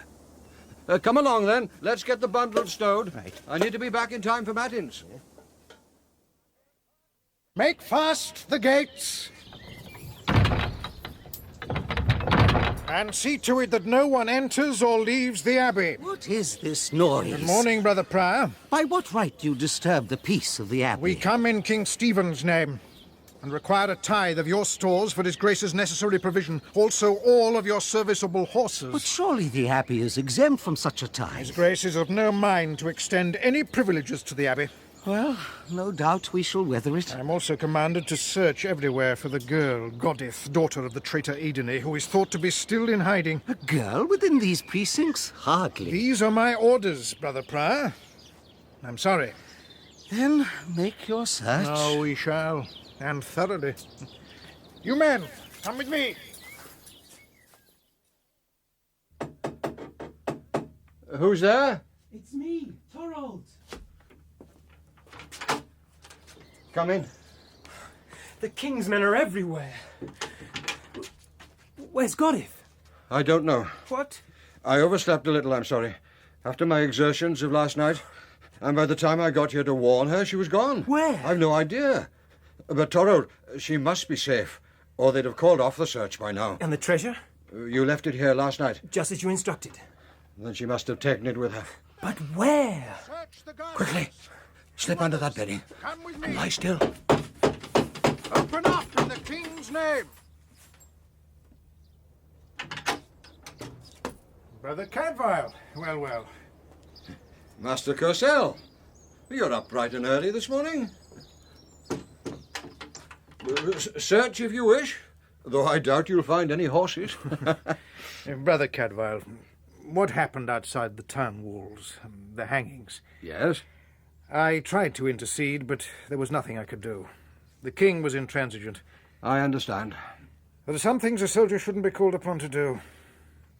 I assure you I spent as little time as possible at the place of execution, but led my men off to search the town for Fitzallen and Edney.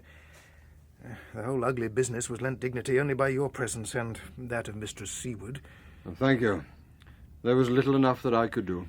I believe the king has charged you with the task of finding the boy's murderer. He has. Then I wish you good fortune. His death should be avenged. Well, I've seen all I want here. Good, good. You won't be disturbed again.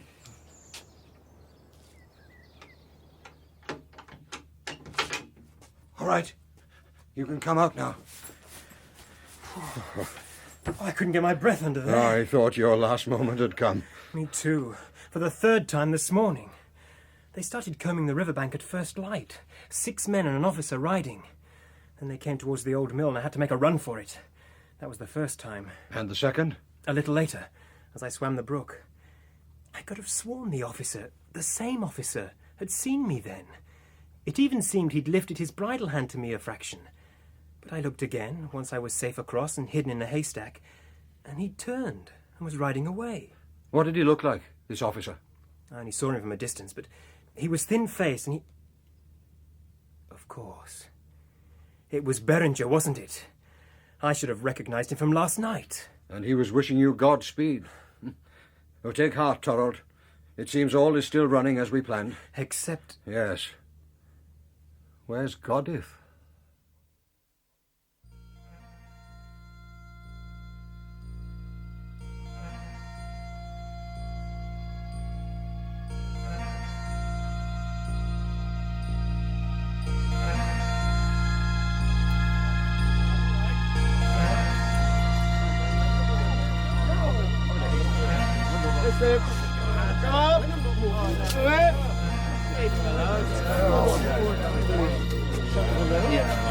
Brother Cadvale! Brother Cadvale! Messiahs, I beg you, let me pass! Brother Cadvale! Mr. Seward! I need to talk to you. There are soldiers at every gate. How did you get in? I told them I had permission from Adam Corsell to attend Mass, but it's you I seek, and urgently. What is it, my child? Goddess is safe. She's at my house. She came at first light by boat, paddled down the Millbrook, knocked on my door, and begged for shelter. And you took her in? The king's enemy? I doubt that Stephen would have thought better of me had I given her up to him, and I'm sure that God would not. Have you a message for her? Yes, daughter. Tell her to have boat and bundle ready, and we'll come for her after dark.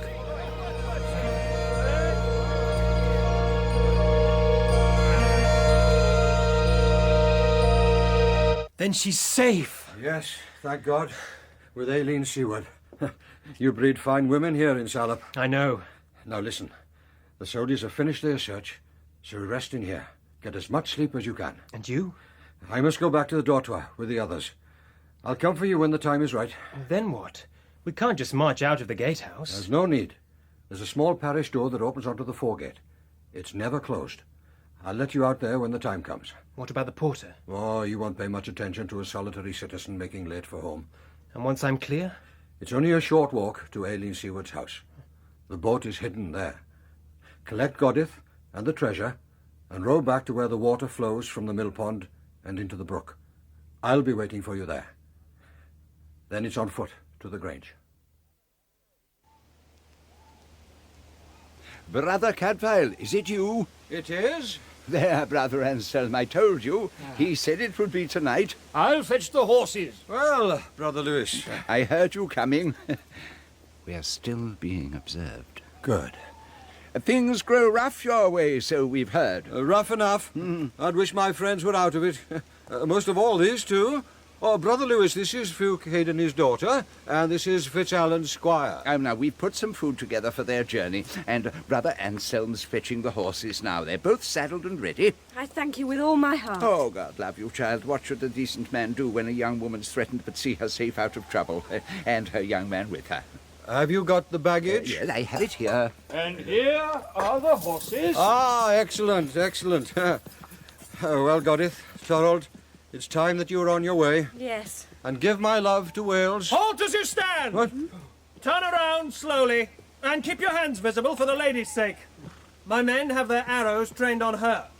Master Beringer? What are you doing here? Calling the tune. And what sort of tune do you have in mind for me? Are you going to stand on your rights and marry me? I'm tempted. You've improved greatly from the fat little girl I remember. But no. You'll give me to the king, then, to buy his favour? No. And if it needs saying for your own comfort, I have no intention of setting the hounds on your champion's trail either. You mean it? There are the horses. Ride as soon as you please. But that bundle Cadfael is sitting on, that I'll keep. Oh, it's yours, Master Beringer. You won it fairly. What else can I say? We can go then. And I suggest quickly, if you wish to be in Wales by daybreak. I've mistaken you, Hugh. Wish me well. With all my heart. Now, mount, and Godspeed. You, friend, I ask your pardon. I don't know your name. I'm Thorold Blund, a squire of Fitzallen's. Well, take good care of her, Thorold. I will. And Brother Cadfael, I owe you everything. If there's anything owing, repay it to Godith. And see you bring her safe to her father. I will. Goodbye, Brother Cadfael. I shall miss you, child. Farewell. Yo, come on.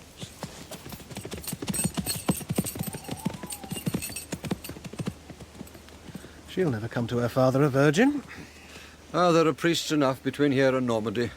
It's my belief that she'll come to him a wife. You know the girl better than I do. Pity. Why did you let her go? She was betrothed to me once. I had to see her into safety. And if we put up a fight? I'd have looked the biggest fool in Christendom, for I'd never have harmed the girl. You knew the treasure was here at the Grange. Why didn't you just remove it and make sure of it? Now, what would have been the fun of that? No, Cadfael, this way was more satisfying. I have the gold, and I've made my peace with Godith. I couldn't let her go to France believing me her enemy. So, at last the game is over. And you, it seems, have won. No hard feelings? None. I sensed there was no real mischief in the air tonight. God be with you, Brother Cadfael. Come again to see us soon. We will.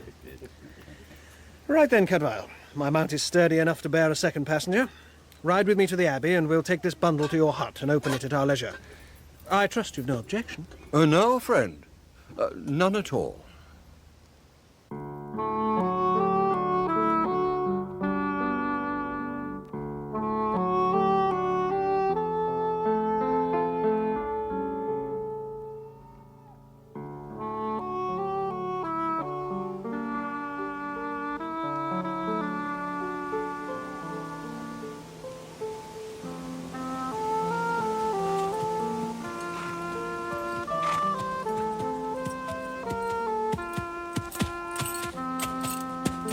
Here we are. Oh, God.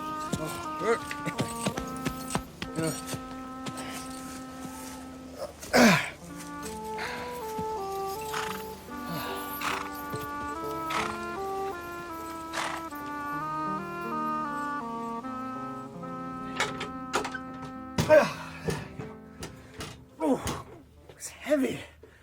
You carried it on your back to the Grange? I did. I wouldn't have believed it possible had I not watched you every step of the way. Now, let's see what we have here. Would you care to taste my wine? Oh, gladly. Oh, these knots are stiff. It's been in the river, hasn't it? This is made from pears. We had an excellent crop last year.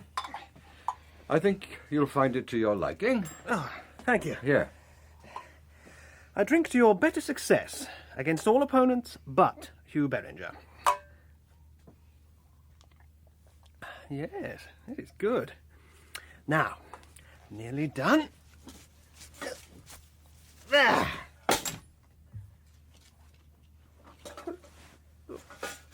What's this? A few oddments young Thorold put together. I'll fill your glass again. And I've been commiserating with you. I drink to your better success with all opponents. But, Cadfael. How did you do it? I mean, I watched you closely all the while. That's what I was counting on. If you can't shake off surveillance, the only thing is to turn it to your own advantage. And the real treasury? We hid it in a gnarled oak not far from the Grange. And by now I hope it's in Wales. No hard feelings? No, none. These oddments, what are they? A man's clothes? And what poor Nick Faintree was wearing when he was strangled. Ah, I begin to understand. You wanted to spring these on me when I was unprepared, thinking I might recoil from my own guilt. Shame, Cadfael. Did you think I'd commit murder for trash? FitzAlan's treasury? Trash? You can't read it, eat it, make love to it. You can buy the favour of kings with it. True. And when the chance offered... But, well, losing it's no great matter. It was a good fight while it lasted. Let's see. No, there's nothing I recognise here. Unless... The topaz. You know it? Well, hardly that. But I was with Aileen as she prepared her brother's body for burial. She spoke of something that should have been there that wasn't. A dagger that was hereditary in her family. This might well be the stone that tipped the hilt. Where did you get it? I found it trampled into the earth floor in the hut where Faintree died. It wasn't his, or Thorold's, or... Oh, for God's sake, Cadfael, you're not thinking Aileen's brother murdered Faintree. Has she to bear that, too? You're forgetting your sense of time. Giles Seward couldn't have murdered Faintree, for he was dead several hours before. No, it's rather that whoever killed Faintree had first robbed the body of Giles Seward and was wearing the dagger that he'd stolen when he set up his ambush in the hut.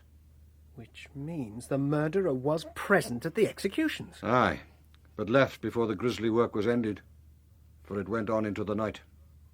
And by then he was lurking in ambush at Frankwell. Can you name him, Brother Cadfael? I begin to have an inkling. But how do we get proof?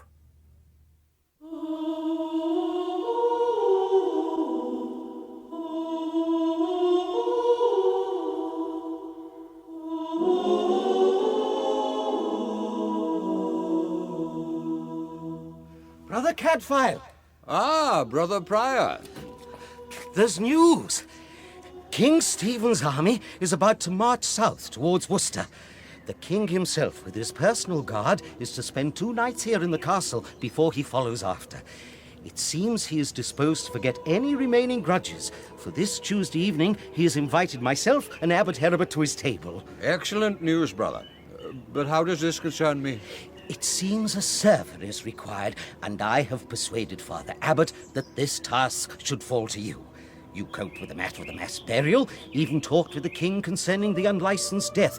It's only sensible that you should be on hand to be questioned at need. I'll do it gladly. Good.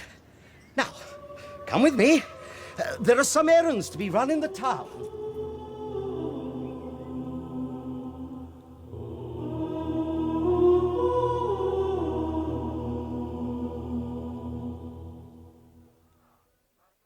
Ah, Master Flesher. Brother Cadfael. The town puts on a festival fest. Yes.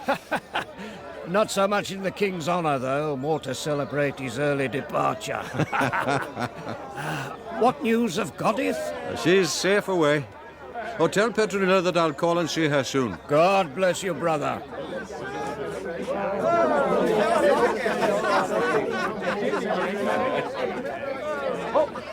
Spare something for a poor crippled brother and... Hey, I remember you. You're the brother who bought me this cloak, aren't you? And has it done you good service? It surely has. And I've prayed for the lady as you asked. But, brother... Yes? I feel sorely troubled. Why? The man whose cloak this was. He's dead, isn't he? He is. Well, I fear I bear some guilt. For I saw the man living with this cloak about him the night before the town fell. And I was cold, and I wished the good Lord had sent me such a cloak to keep me warm. Well, then soon after, you came and dropped it in my arms. Now, brother, what if I prayed the man into his grave for the sake of a cloak? Friend, you rest easy. His death isn't at your door. He was one of Fitzallen's garrison, executed with the other survivors when the castle fell. Fitzallen's man? Yes, indeed. And no sacrifice of yours could have saved him. But how can that be? I saw him enter and leave the king's camp that night. Are you sure of that? Aye, he was wearing this same cloak, with this same clasp at the neck. And I saw him come like a shadow among the bushes. And when they challenged him, he spoke up in a voice that shook with fear, asking to be taken to their officer, for he had something to tell to the king's advantage. What then? Well, they took him into the tent, and when he came out again, he looked more sure of himself. And I heard him say he must go back into the town to avoid suspicion. But as he passed, he pressed a groat into my hand and begged me to say a prayer for him, which I did. But, brother, I'm still troubled about this cloak. Aileen's brother a traitor? There's no escaping it. As if she hadn't had sorrow enough. You love her, don't you, lad? Yes, from the very first. Then try to feel pity for her brother. Pity? He was a poor, frightened boy who'd reached his breaking point. And we should grieve for him. He betrayed his friends to buy his own life. What with? Eh? What do you suppose he had to offer in exchange? What message did he take that night to the king's camp that was to the king's advantage? Of course, Fitzallen's gold. He was one of Fitzallen's officers. He'd have attended the council. He'd have known when and how it was to be moved. And what way would they ride? But the shortest? Through the forest, past the woodman's hut? Enough to tempt someone in the king's camp to act on the information himself for his own gain. Aye, I bet he couldn't let Giles live, or the truth was bound to come out. So, when the king ordered the wholesale executions, he made sure that Giles was slaughtered with the rest. Sir Giles fell victim to a treachery even greater than his own. Yes, you're right, Cadfael, I'm sure of it. I was speaking the other day to one of the Flemings who was present at the executions from first to last, and he told me that one young man was pulled from the ranks, incredulous, screaming that he'd been promised his life, that they should send and ask... Adam Corsell? I learned no name. You're Fleming. Did he notice the dagger? Was Giles wearing it when they strung him up? He was, for my man had an eye to it himself. Only when he came later to get it, it was gone. Aye. Corsell had taken it, and was wearing it later that day when he strangled Faintree. Why do you say so certainly, Corsell? He was at the battlements, but left early, so he had the opportunity. Also, I recollect the horror that fell on him when Aileen came to collect her dead. He said, if I'd known, I'd have saved him, no matter what the cost. I wonder what he's done with the dagger. Kept it, hidden it, got rid of it. We need it. Oh, that's for certain. I mean, it's our only proof.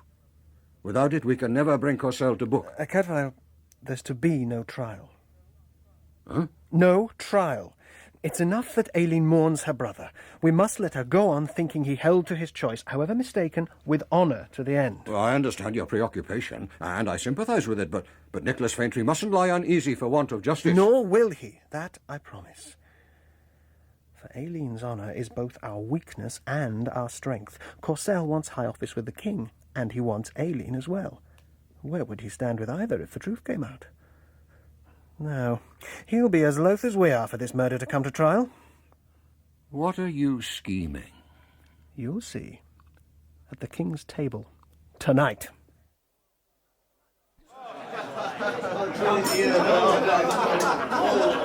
Your Grace! I'm loath to spoil your supper. There's a matter on which I beg you'll hear me and do right. Speak, Master Berenger. I demand justice on one here in the company who has stolen from the dead and committed murder. I stand on my charges to prove them with my body. Here is my gauge. What is this thing? The tip of a dagger hilt. The dagger to which it belongs was formerly in the possession of Giles Seward, a brother to the Lady Aileen Seward. Giles Seward was among those who garrisoned this castle against your grace and have paid the price for it. Yes. I say it was taken from his dead body, an act unworthy of knight or gentleman. That is the first offence. And the second? The murder of which your grace was told by Brother Cadfael after the count of the dead was made. What is this stone to do with that murder? Your grace, Brother Cadfael, who is present here tonight, will testify that he found it broken off and trodden into the ground in the struggle at the place the murder was committed. Brother Cadfael will take an oath, as I do, that the man who stole the dagger is the same who killed Nicholas Faintree, and that he left behind him, unnoticed, this proof of his guilt. Will Brother Cadfael step forward? Your Grace? Can you confirm finding this stone in the place where the killing befell? I can. And whose word do we have that it came from Seward's dagger? The word of Lady Aileen herself. She recognised it at once. Very well. Then I'll accept that the thief is also a murderer. Name him. I name Adam Corsell. Adam? There's never a thread to connect him with the deed. I humbly thank your grace. My Lord King, I have proof positive of his guilt. This weapon was delivered into my possession a few short minutes ago.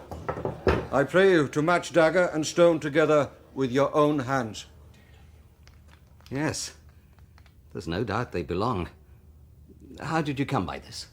I was granted permission to distribute such morsels as were left of the banquet among the needy of the town. And at the gatehouse, I chanced upon a boy. He was carving some meat into small pieces, and he was using that knife. May I call him forward? Do so. Come here, boy. Come on, no one will harm you. Where did you find the dagger? I fished it out of the river, and the sheath, too. I had to dive, but I found them. You didn't steal them? No, sir, they're really mine. The owner didn't want them. I saw him throw them away. Into the river? Yes, my lord. The same night the bodies were being carried down to the abbey. You're sure of this? I am. And would you know this man if you saw him again? I would indeed. Is he in this hall with us now? He is, my lord. That was the man. Adam Corsell. Your Grace, the child is lying. At whose instigation? Brother Cadfael? To what end? Then he's mistaken. I am not the man. I never had that thing in my possession, never even saw it till now. I deny all that's been said against me. Then put it to the proof. Tomorrow. So be it. Very well. At 9 o'clock, after Mass, outside the town gate, on foot with swords. Is it agreed? Agreed. I'll advance, gentlemen.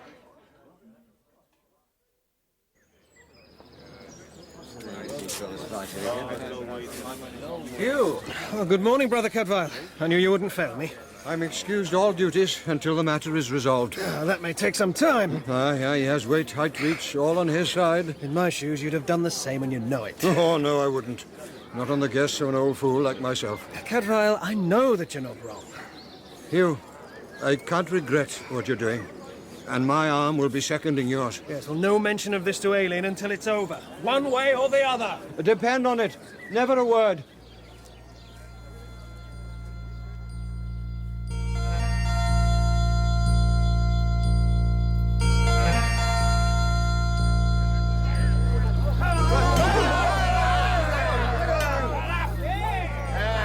Brother Cadvale!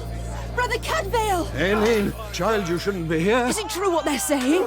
That Hugh charged Adam with the murder of that young man and that Giles' dagger was the proof? It's true. And the charge is also true? That's true.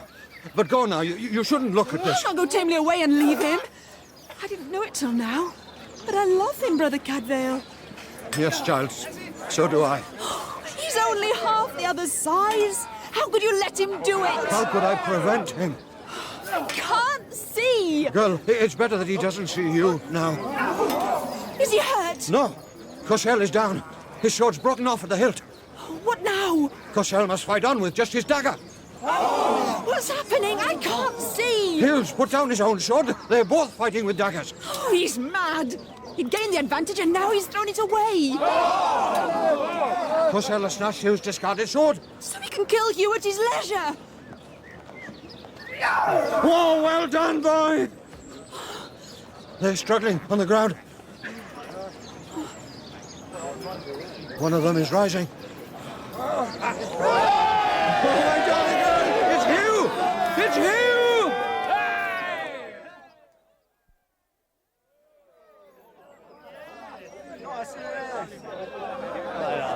Well, Master Berenger, I was mistaken in the best man after all. Your Grace, no blow was struck that killed him. He fell on his own dagger. However, I trust I've proved my case. His deeds prove your case for you all too well. Hugh! Oh, Hugh, you're hurt. Oh, hush, love. Don't turn tender on me now or I'm lost.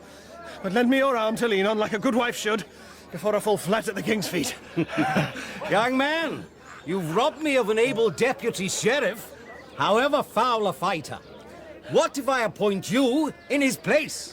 Oh, with your Grace's leave, I must first take counsel with my bride. Aileen? Whatever is pleasing to my lord is also pleasing to me. Was troth ever plighted more publicly? You'd better invite the whole of Shrewsbury to your wedding.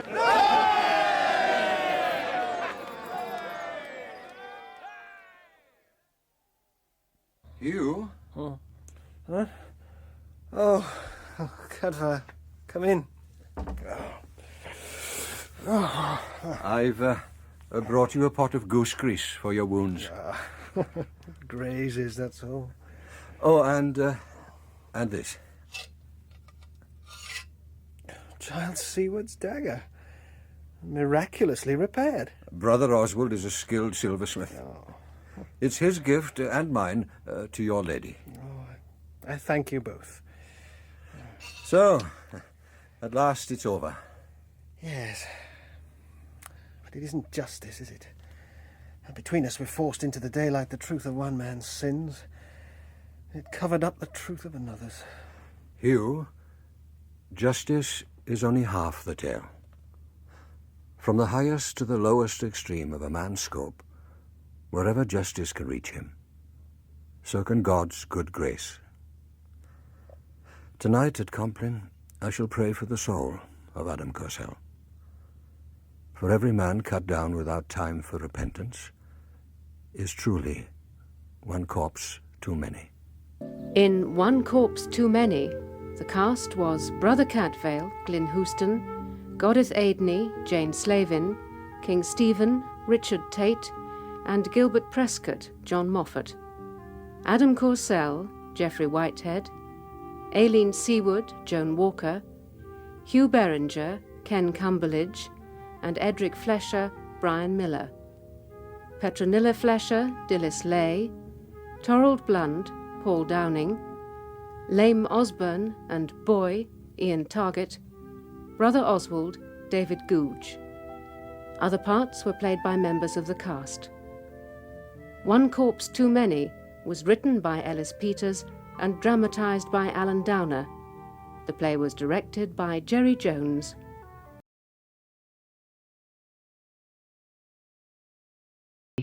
Wainwright the Poisoner by Peter Strawn. When Andrew Motion was writing his biography of the poet Keats, he became fascinated by a shadowy character he discovered called Thomas Griffiths Wainwright, who lived between 1794 and 1847. Although there's little existing information about Wainwright's life, he fictionalised the gaps and wrote a biography of the man. We do know that Wainwright inherited property and lived an extravagant life in London as an artist, writer and critic. He knew all the romantic poets and leading artists of his day. He was also a criminal, tried for forgery and suspected of murder. As a result, he was sent to the penal colonies of Tasmania. The play opens in a hospital in Van Diemen's Land.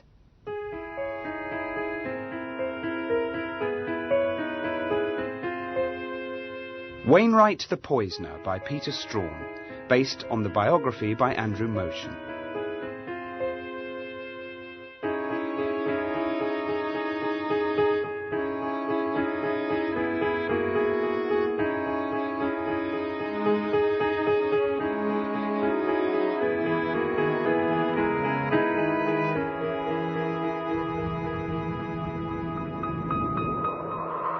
I have received from a private source undoubted information that he died 18 months since. And gliding to his But in order bedside to with receive cat-like the steps, he illness hissed to into which the as dying dead man's I will ear, be "You're a dead man. In believe 24 hours your soul will be in hell, and my arm will be buried." Had a picture in the exhibition. I have applied in consequence at the convict department. The gaudy, violent, flaring artist, the insolent, bullying, double-voiced critic, the profane and extravagant entertainer, the shabby cheat, the swindler and forger, the unscrupulous and unsparing murderer. Will you be quiet? I am not dead yet. Could someone please, in this indecent haste... What's the matter? Crows, great flock of crows, cawing me. I'm not a story yet. I am not dead yet. Keep your voice down. You want to wake the whole hospital? That's him, isn't it? I asked you to wait Crows outside. nailing me down in ink have the decency to wait until I'm cold. Will you keep your bloody voice down? It's almost midnight. What's the matter with him? Who are you? They smuggle opium in. Look at his teeth. Two of them now, huh? Two thieves. Who are you calling thief? I ain't one of you ex-convicts. My two thieves. I'm a free settler, see? And this is Mr. Thompson. Come all the way to Van Diemen's Land to talk to you, My he two has. thieves, and I in the centre. All right. Now let go of my arm. Yes, the spear of the soldier, leading the eye diagonally across the composition to my suffering face, awash with blood from the crown of thorns. Do you know Rembrandt? Let go of the arm. Painter. Not personally, obviously. Obviously, I don't mean in the centre or lower, do you think? Under the ladder, crouched on hooves. Mr. Wainwright, my employer in England is a very important gentleman and a writer. He's very interested in making a novel based on Here. your life, and... I want to see the money before you start talking to him. Do you know me? You're Thomas Griffiths Wainwright, convicted at the Old Bailey, 1837. Transported here these 10 years gone. Last few years working as portrait painter here in Hobart Town. We know all about you, Mr. Wainwright. He knows all about me, the good thief. England forgets. Money, now. I'm risking my job letting you in this hour. You could always come back in the morning, though can't guarantee this one will still be around to see you. Will you get off my arm? By thy long grey beard and glittering eye, now wherefore stopp'st thou me? Do you know Coleridge? His work, I mean, obviously. I don't expect you to know the man. Here, I believe that's the sum we agreed. The way one must spell out rhetoric here. Or do I presume you may have met him? Not impossible, is it? I did, after all. And not a word of this. As I said, my employer is a very important man. I said I met him. Who? Coleridge. Not you. Who? I'm not at liberty to divulge. You can go now. Keats too. Blake too. Yes. They forget that. Kept Blake in shoes. They forget that. I think you can get him to confess to the poisonings, do you? Well, we all heard the rumours. Uncle, mother-in-law, sister-in-law. We all know the stories. You'll get nothing out of him. Hasn't He's it? raving, he is. Lamb, dear Elia. I was their equal. Cast and reel, sir. That's my profession. Dickens was the first, saw me at Newgate. Little eyes. Saw him nipping away at my bones, hoping for a story. You do not know me. You know the rind, not the flesh. You know the tip of the berg, not the gloomy, vast, and subaqueous mass. 1 hour, no more.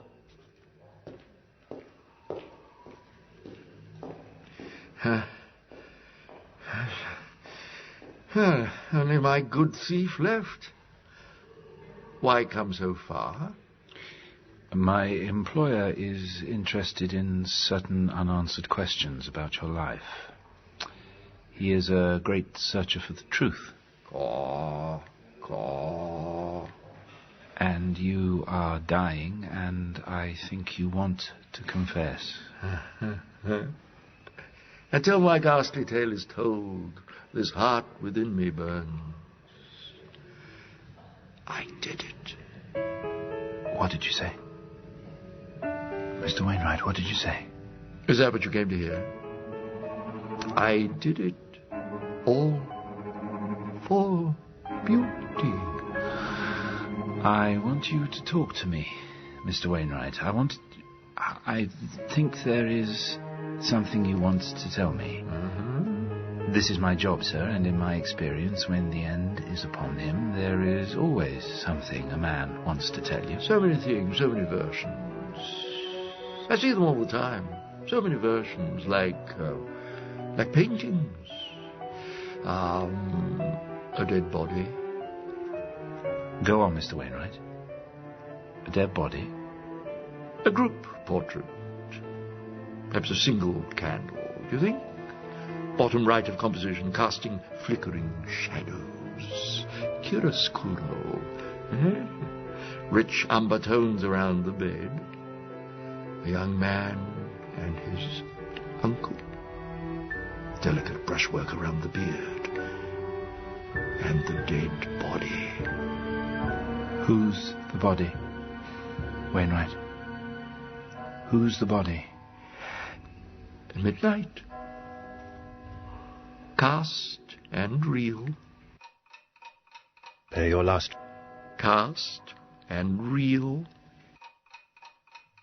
Pay your last. Cast and... Pay your last respects to your grandmother, Thomas. I kiss her forehead, which feels like paper, and feel... nothing. All dead now. Mother dead, father dead. A fine woman. She will be greatly missed. Grandfather dead, grandmother dead. Feel strangely elated. I know this is a terrible blow, Thomas, but we must be strong. I have to think of the future now. The future? I have discussed matters with your school. Grandfather's house, Linden House, a monument of taste and privilege. Mine now.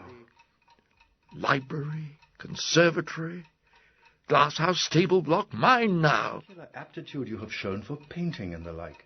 A life of ease, a life of luxury. And propose that we apprentice you mine. to Mr. Phillips of George Street. Apprentice? Apprentice, sir? Yes. An excellent portraitist, I believe, and a progressive. You begin on Tuesday. I have no prejudice against the arts, Thomas, you know that. But I expect work, sir. Build a life for yourself, as your grandfather did before you. Earn your money honestly. Earn? It was my money. Mine. Father put it aside for me. I had no right to put it in trust. Should have had the life of a gentleman. Born a gentleman.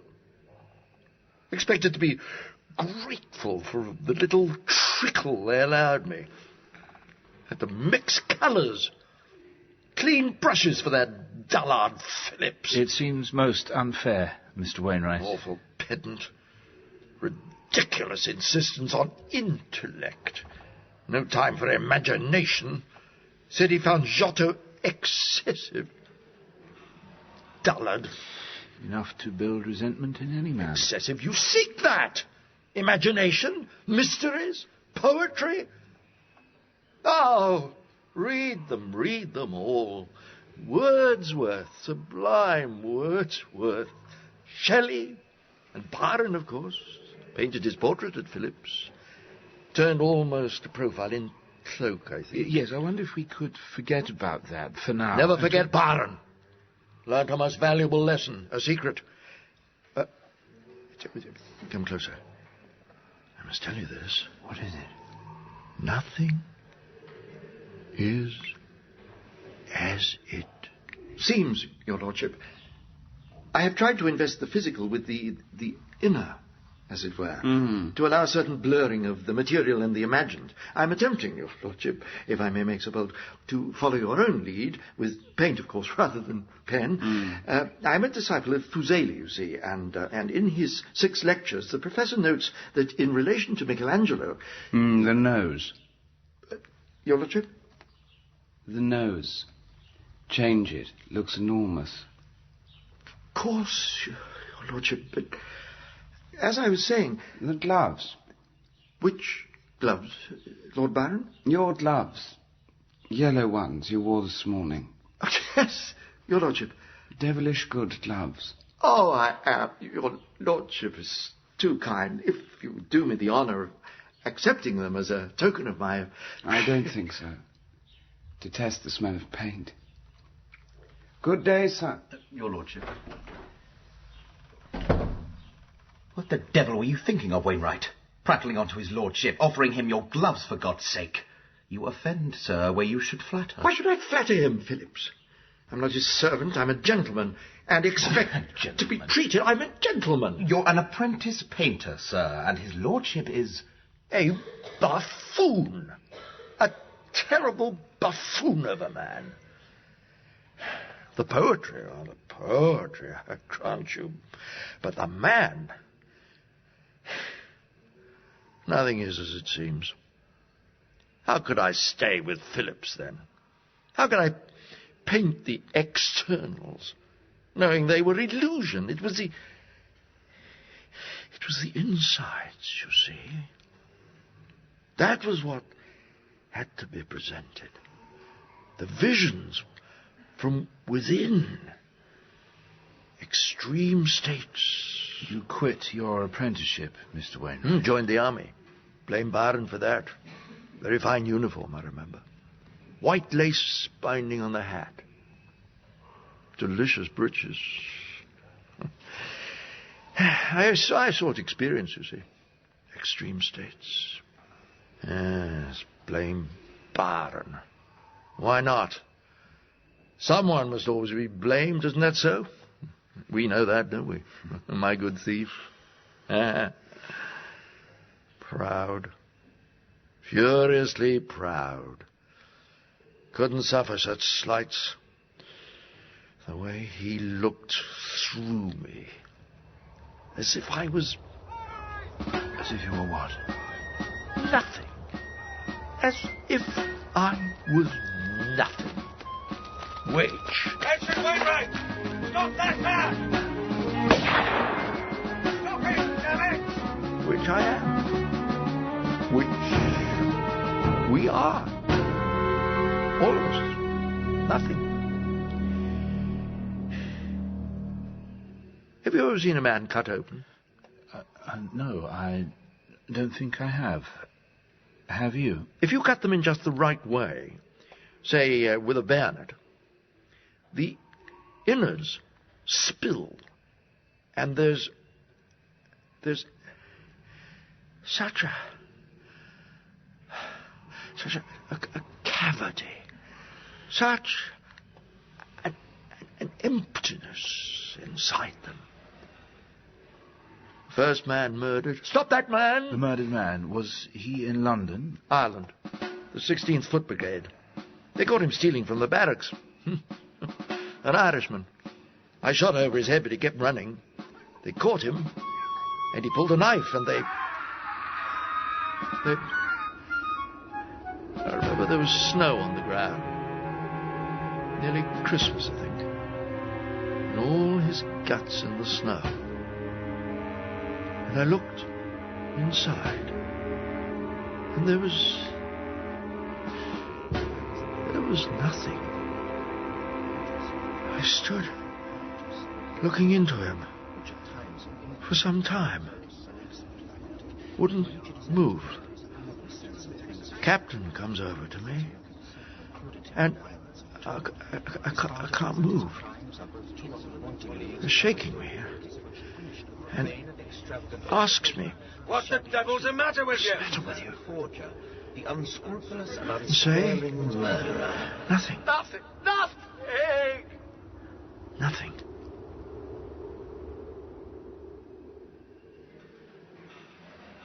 Yes, a fit of some kind.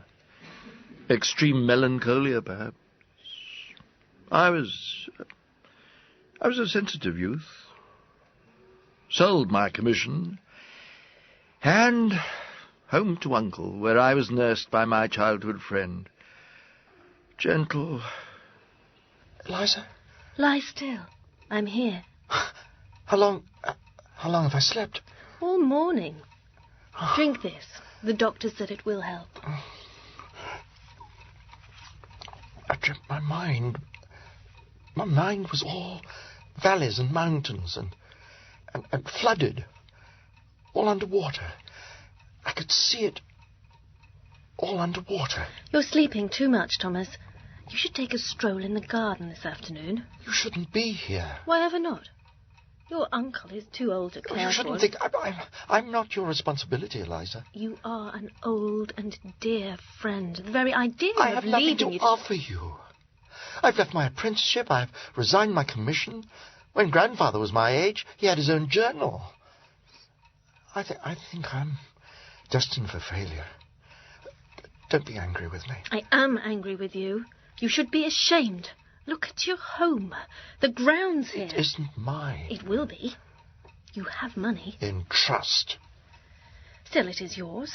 When I think how my own dear mother has struggled for my sisters and myself, and how we have... You must shake off this melancholy, Thomas. I know it, Eliza, I know it. Find something else to be. Return to painting or writing. Yes, but to write. Write. Why not write? Why not? Why not? I have opinions, sensibilities, a love of art. Some of your letters are very fine. That's true, that's very true. I dare say I could manage a witty article or two. Something on Marlowe, perhaps. Of course, you would need to be in London. Yes. Well, perhaps we... We? No one believes in me, Eliza, only you. If I didn't... Eliza. Yes, Thomas. What if I'm insane? Lie still. Let me finish the poem. She dwelt among the untrodden ways, Delicate besides the angel, dove, my fragile nurse, be my wife, the centre of my will, the light of my life, my one true... Slut! Traitor! She-devil! Shh. Calm yourself. Who is a traitor? Is it your wife who is a traitor, Mr. Wainwright? Skillful stillness, your eyes so possessed in the exhibition, dressed in showy fringes of size. What I outright committed. She even remained on reasonable terms with the administrators of his former In what way did your wife betray you, sir? Took my boy, little Griffiths, little sniveller. Never know his father. She'll take the money and disappear. Watch for it. Turn up in the Americas. You watch for it. Marry some tradesman. Live to be a crone. The good die first. You'll see. The actual committer. Oh, yes. Couldn't name the actual committer. Not becoming in a gentleman. Committer of a crime. You are accusing your wife of the forgery? Or of a different crime? My wife? My wife. My delicate angel, my fragile nurse. All through my darkest hours, my sickness, guiding me through the trees. Was she involved in your crimes? And sex me here and fill me from the crown to the toe, top full of direst cruelty. Do you know Macbeth? I don't mean personally. He will never know his father. I never knew my father. Never knew mother. Calm yourself, Mr. Wainwright. Why do you think of Macbeth? She walked my rooms. Who did? Lady Macbeth. Her bloody hands walked through my house. Your wife? Blood on the hands of your wife? What? Eliza was never upon the stage. No, Mrs. Siddons, actress. Lived in the house before we came. She walked the rooms. Not literally, obviously, but I felt her at times. Have you seen her portrait? Fuseli's? Chilling. Look, please, Mr. Wainwright, can you... when you say commit her... Yes, Macbeth. Saw Macready's Macbeth. Knew him. Dined with him. Ordinary sort of fellow at the table. Yes. Macbeth. At Drury Lane with little Helen. Helen Abercrombie, your wife's sister. Out, brief candid. She died, didn't she? How did she die, Mr. Wainwright? Life's but a walking shadow, a poor player that struts and frets his hour upon the stage, and then is heard no more. It is a tale told by an idiot, full of sound and fury, signifying nothing. Tomorrow. Who is it to be, Helen? Macready or Campbell? How am I to judge, Thomas? Both are inspired. Is he truly your friend? Excellent fellow. Dined with your sister and I many a time at Marlborough Street. Invite him to supper, then. Perhaps I shall. Perhaps I shall. I thought oysters. I adore oysters. Then you shall have them, Helen. Tell me, though, which is it to be, Richard or Macbeth? Macbeth. Why so? Full of sound. He dares more. Signifying nothing. He dares more. All that may become a man who dares more is none. How did she die? Oysters. Always had oysters after the theatre. Or lobster. Excellent lobster. Often went. Before that, I mean. When Eliza and I first came to town, house at Great Marlborough Street. Do you know London? Yes, I know London. London knew me. I was known. Forgotten now. Some have not forgotten you. Colnaghi will remember. Do you know Colnaghi's shop? No. Cockspur Street. Practically kept him in business. The Correggios, the Volpatres, the Raphaels, beautiful prints. My walls were covered with so much... You don't know the place? No. Well, perhaps it's gone. My collection's gone. Fool of a bailiff. So much beauty gone. The things which I have seen, I can see no more. The splendours, my prints, book collection, my Fuseli paintings, the Persian carpets, such splendours. Expensive, I would imagine. I say expensive lifestyle. How did you afford this house of yours in London, what with your money being in trust and all? Trust. Trust none, for oaths are straws. The money was mine. Indeed, but withheld. I believe your uncle and cousin were the trustees. Uncle, cousin, names. And names, as we know, do not signify. A name can be forged. This is the thing, you see. This is the trick. Are you listening? I'm listening. When you are nothing yourself, it is a simple matter to become. So you took the money? It was mine. Indeed. And then you see, wasn't on the town, was in it. The theatres, the suppers, the exhibitions. Began writing for Scott. John Scott, yes. And through him, I met them all the friends. Did ever a man have such friends? Hazlitt, Claire Lamb, what did Cornwall say? Yes, eyes that could pick up pins and needles. Oh, Lamb, good friend, bosom friend, the evenings we spent. Still makes me laugh to think of it. To think of them accepting me as a writer. Imagine that. And I was. You read my articles, perhaps, in the London magazine? No, I don't think I... Janus Weathercock. I'm sorry. Or Egome Bonmo? Huh? Or perhaps Cornelius Van Vinkbooms? Ah, yes, we were dearly fond of concealment at the London. Hazlitt was Mr. Drama, and Lamb was a liar, and I was so many men. And as I say, so easy to become, so delicious to dissolve, and become anyone. No one. You are saying you were able to support yourself by means of your articles for this magazine? Tremendously popular. Dear Scott would call me his lion. Not this evening, Wainwright. His lion? Let my lion roar, he'd say. Let him roar again. Beg me for another article. Always another article. Not this evening, Wainwright.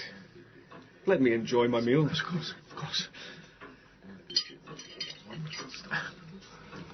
It would only take a moment.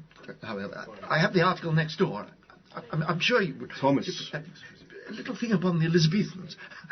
I'm sure you would find it diverting if you... Thomas, I have explained. I require no more articles for the moment. For the future, then? Perhaps you could consider it... Damn it, man. I'm sorry, Thomas. I cannot.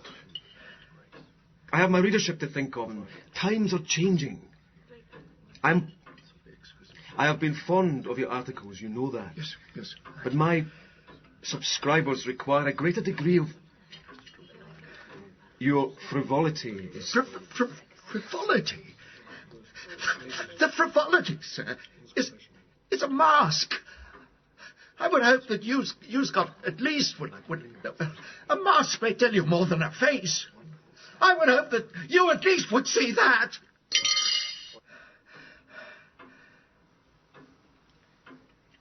Thomas? The wine? The wine?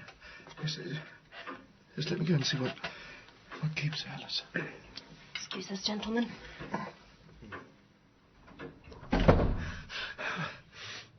I'm banished. He won't hear me. He won't look at another article. Banished. I sit there eating my food, and he dares to say to my face... He won't look at it. I'm frivolous, it seems. Too frivolous, my God. If they could see inside me, they'd know how... Thomas, the money. There are debts, and your money is all gone. Banished. Who am I to be now? Eliza, if I am no longer a writer, who am I to be now? We'll have to leave here. No. Be quiet.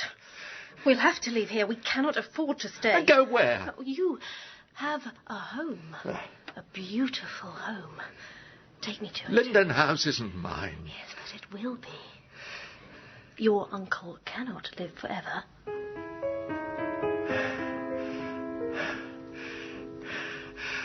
Who am I to be now, Eliza? Take me to your home. Then your son may be born where you were born. My son?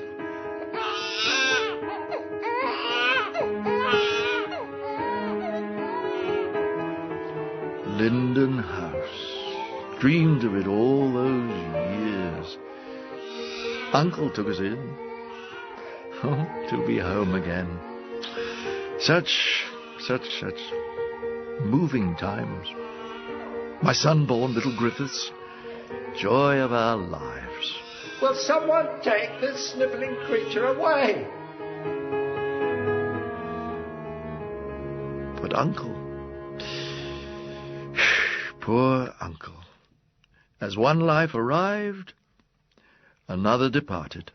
I stood by his deathbed, the tears running down my face, comforted by our old maidservant Hancock. Order! Who wouldn't be suspicious? There's him back home for no more than a matter of weeks, and the master goes and dies. Only the doctor said it was water on the brain. It wasn't till later, after the others died, that I got to thinking. Because here's the thing. Her mother and her sister, both of them died in the same way. I've seen it with my own eyes. It did not ease my grief one jot to think that Linden House was finally Mine! Library! Mine! Conservatory! Mine! You beautiful glass house! Mine! Stable block! Mine! Oh, you wonderful acres! Mine! I don't understand. The house, the grounds, the money. There is no money. Read the documents. Your blessed uncle has run the estate into the ground. It's worth 5,000 at the most. The damn place costs 1,000 a year to run. But my plans. I was going to build. I was going to. We are further in debt. Your family, your precious family home has brought us further into debt. They will not let me proceed. They will not let me build. Constantly brought back to nothing. Do you hear that? Thomas. Be not deceived. God is not mocked. Stop it. For whatsoever a man soweth, that shall he... Stop it! What if I'm insane? Why do you say that? Why do you say that, Wainwright? I'm dying, and I have such debts. The reckoning. How rich, said they, the bird to slay that made the breeze to blow. What debts, Wainwright? On the ship. It was on the ship. England forgot me. Eliza disowned me. Terrible storm. Chained in the hold. Days. Finally led us up. And standing on the deck, saw an angel. Not an angel. Albatross. Flying beside us. And they... But it wasn't me. Do you see? I didn't do it. I didn't do it. What did you do? Tell me your debts.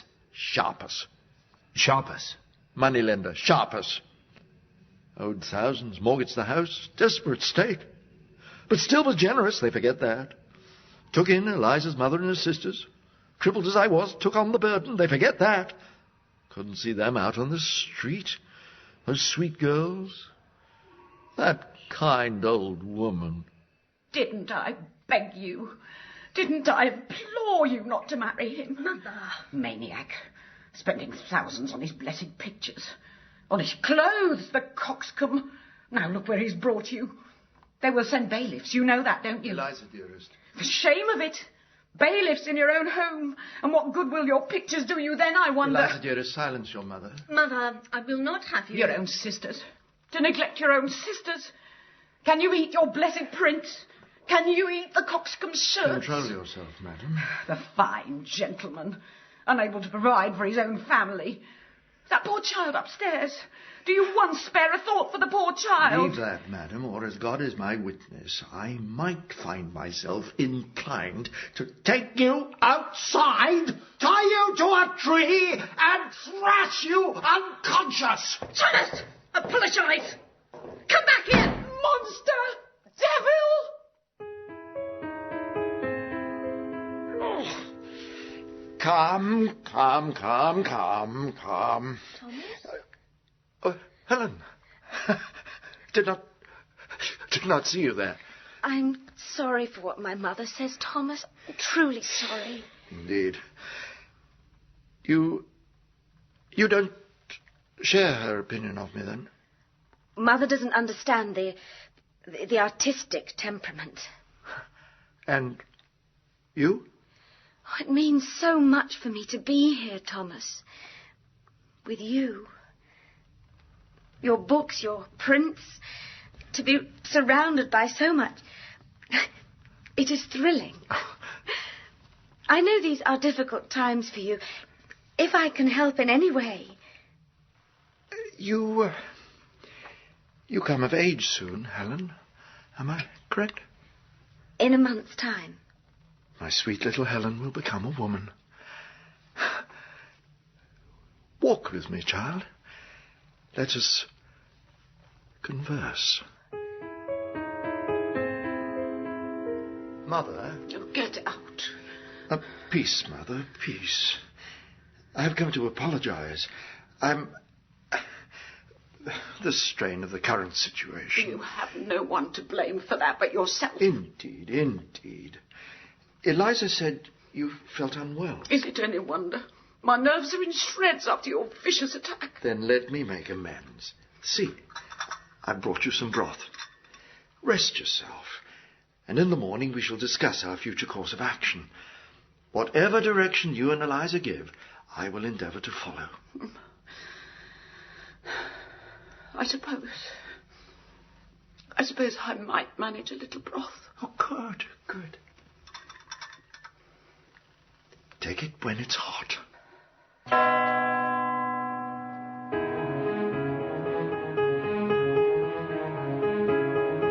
Note that. Gave her broth with his own hands, he did. 2 days later, she was dead. Just like the uncle. Terrible convulsions. I've seen it with my own eyes. The woman was a liar. Which woman? Hancock, the servant. Afterwards spread all sorts of calumny. Should never have kept her on. That's the gratitude of the lower classes. Ridiculous story of the giving her broth. Broth, can you imagine? But she did die. Who? Your wife's mother. She died. Mischief of the brain. The doctors, ask them. We all of us die. All flesh is grass. And shortly after, you took out several insurance policies on Helen's life, did you not? The voice said cry, and he said, what shall I cry? 5 policies, I believe, with different companies, each knowing nothing of the other. £16,000, Mr. Wainwright. Helen Abercrombie had £16,000 placed on her life. Little Helen, yes, little Helen. I called them up to the bridge of the ship, you see. Eliza and Helen both. 3 of us there, sailing into danger. Courageous hearts sailing through the ice floes. The ice was here, the ice was there. £16,000 on her life. The ice was all around. It was Helen who took out the policies, not I. Your money, I believe. Terrible times. Bailiffs taking the furniture, my Fuselis. Filthy hands on Fuseli. Desperate times. We would have run to France, you see, the 3 of us. Stage her death, claim the money. Escape the dead, begin to build again. Oh, we had such dreams. Little Helen and I, such dreams. And then she died. Introduced her to the splendour of art, literature, read poetry to her, exhibition. And then she died. And then she died. So much beauty gone. The things which I have seen, I can see no more. No real understanding of art. Dim-witted creature, but very beautiful. And she loved the theatre so. They have made themselves, and that their fitness now does unmake you. I have given suck, and know how tender 'tis to love the babe that milks me. I remember her face, watching the actors. Seemed so young, so happy. I would, while it was smiling in my face, have plucked my nipple from his boneless gums and dashed the brains out, had I so sworn as you have done. And after supper, talked of the play. Had Eliza and I recite her favourite lines, I remember. If it were done when 'tis done, then 'twere well it were done quickly. Your oysters, miss.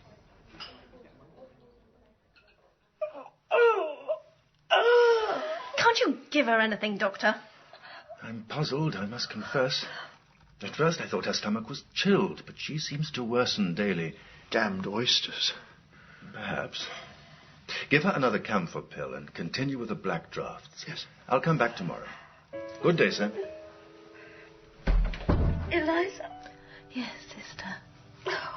Make him go away. Who, dear? The boy. There's a thin little boy keeps coming in. He's under the bed. Will you stay with me? Thomas will stay with you. I have to go now. I'm here, Helen. I'm here.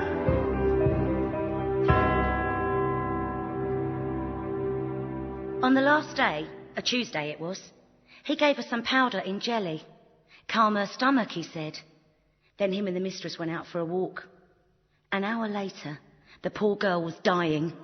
Thrown about the bed she was by the force of it. Like my mother, she kept saying. Dying like my poor mother. Mark that. She knew. Then she was gone. Poor thing. I've seen it with my own eyes.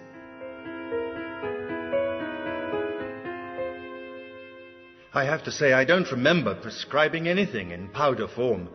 The tartar emetic was in solution, the chamomile in pills, the senna and salts in draughts. The camphor might have been a powder, but I don't think so. Of course, no one mentioned this to me until much later. At the inquest, I concluded she had died of a cerebral hemorrhage. But then the majority of poison cases leave no trace at all. Order! The jury will disregard the last remark.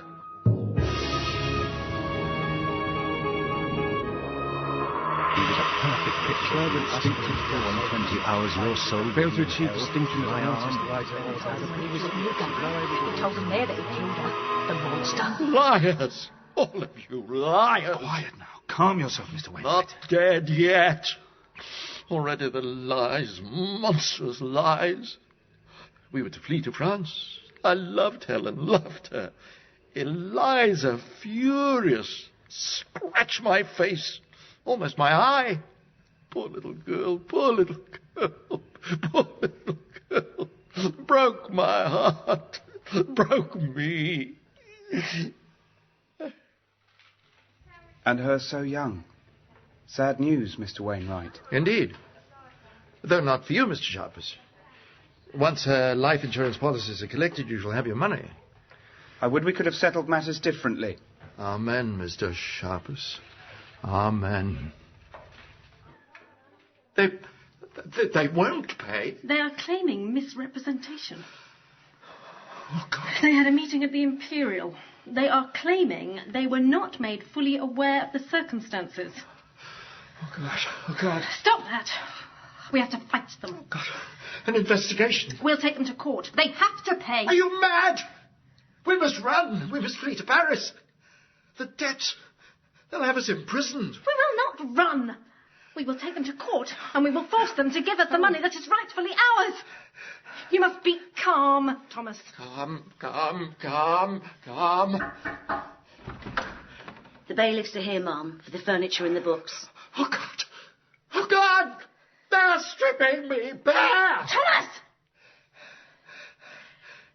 Let them in, Sarah. Mum. Do you see how she looks at me? Do you? They're stripping me bare. I will not lose everything, Thomas. I have been poor.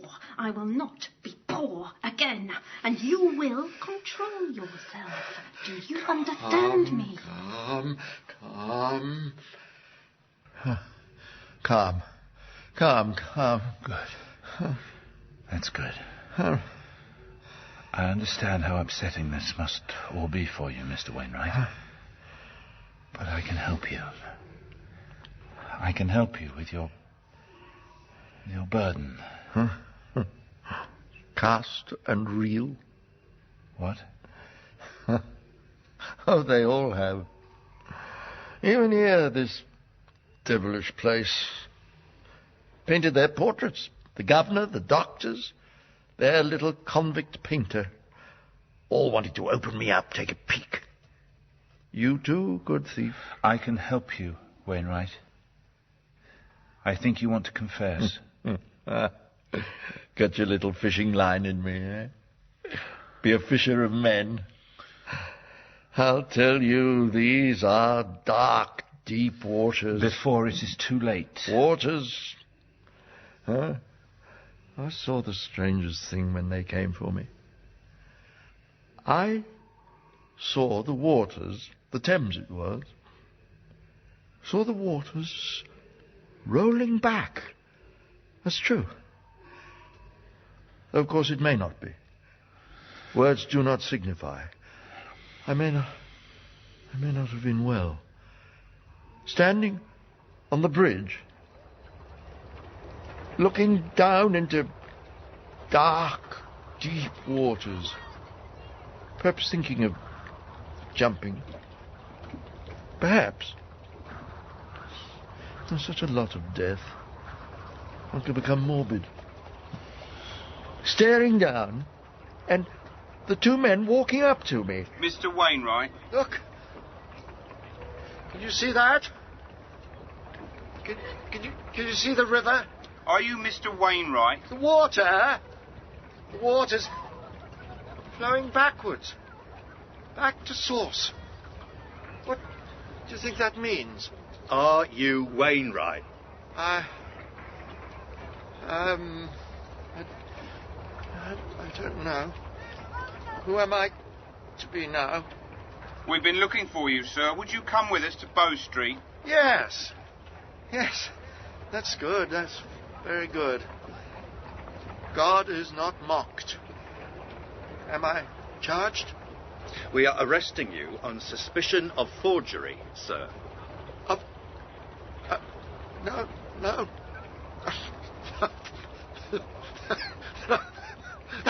That's not for the forgery. That's... Come with us, sir. Not for forgery, idiot! That money was mine. The money was mine. That wasn't the crime. What was the crime, Wainwright? Bank of England. Idiots. Years before they'd noticed. Forgotten all about it. And then they lied. Said if I'd admitted it, I'd get a light sentence. Liars, I was banished. Sent out into the wilderness. Sent out to die. It isn't too late. Thomas, confess to your real crimes. These hands. I have touched genius. I have touched Keats and Blake. These hands, they made me work with the chain gang. I said I have Latin. I said, and Greek. Build roads, I said. They beat me. Did you poison them? Your uncle, your mother-in-law, your sister-in-law? Did you murder? Was that your real crime? On the ship. Terrible storm. Thought it was an angel. Huge white bird flying with us. Soldiers shot it. Landed at my feet. And thought. Of course, thought of Coleridge. And I.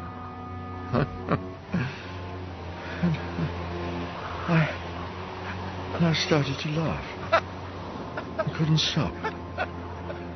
Soldier hit me and couldn't stop. Because, you see, because I had become become just words. Just words. Don't die like this, Thomas. Confess to me. Don't die in guilt. Guilt? What would I be if I didn't have my guilt? Who would I be then? Thomas, listen to me. You don't have to be forgotten. We're all forgotten. My employer is an important man, as I said. A novelist. He's interested in writing something about your life. There is a rumor that you left a diary. A confession. Oh. Is that true, Thomas? Oh, good thief. Is that true? Could you tell me where it is? Oh, good thief. You've come to rob me. Time's up. Tell me, Thomas. Do you confess?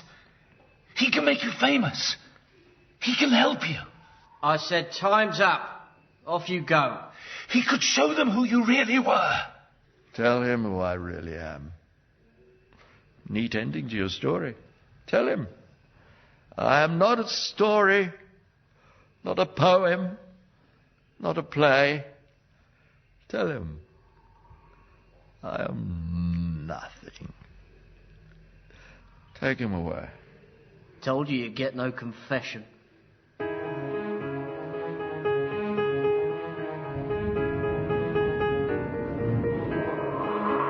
I have received from a private source undoubted information that he died 18 months since.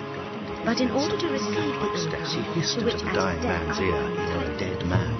In entitled 24 hours your soul will be in hell, and my arm will be buried I had a picture in the exhibition. I have applied in Chain- consequence at the convict department. The gaudy, violent, flaring artist, the insolent, bullying, double-voiced critic, the profane and extravagant entertainer, the shabby cheat, the swindler and forger, the unscrupulous and unsparing murderer.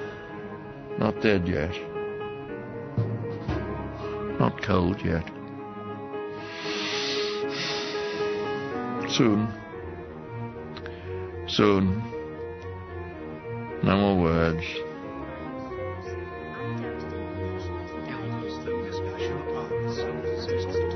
Soon.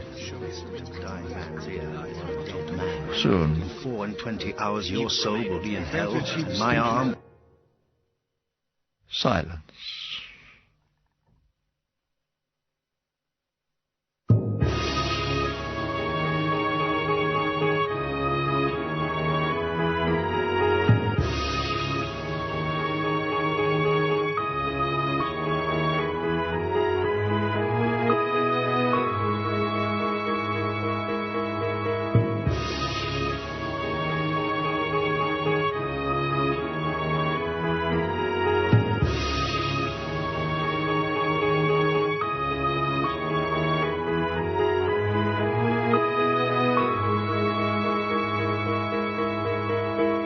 Wainwright was played by Nigel Hawthorne, and Thompson by Alex Jennings.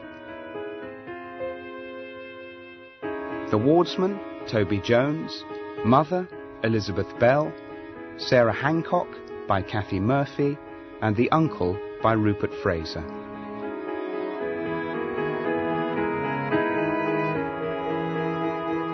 Eliza was played by Emily Wolfe, Helen, Amanda Root, and Byron, Tom Hollander. Scott, Cal McAninch, and Phillips by Thomas Arnold. All other parts were played by members of the cast. The music was composed and performed by Ollie Fox.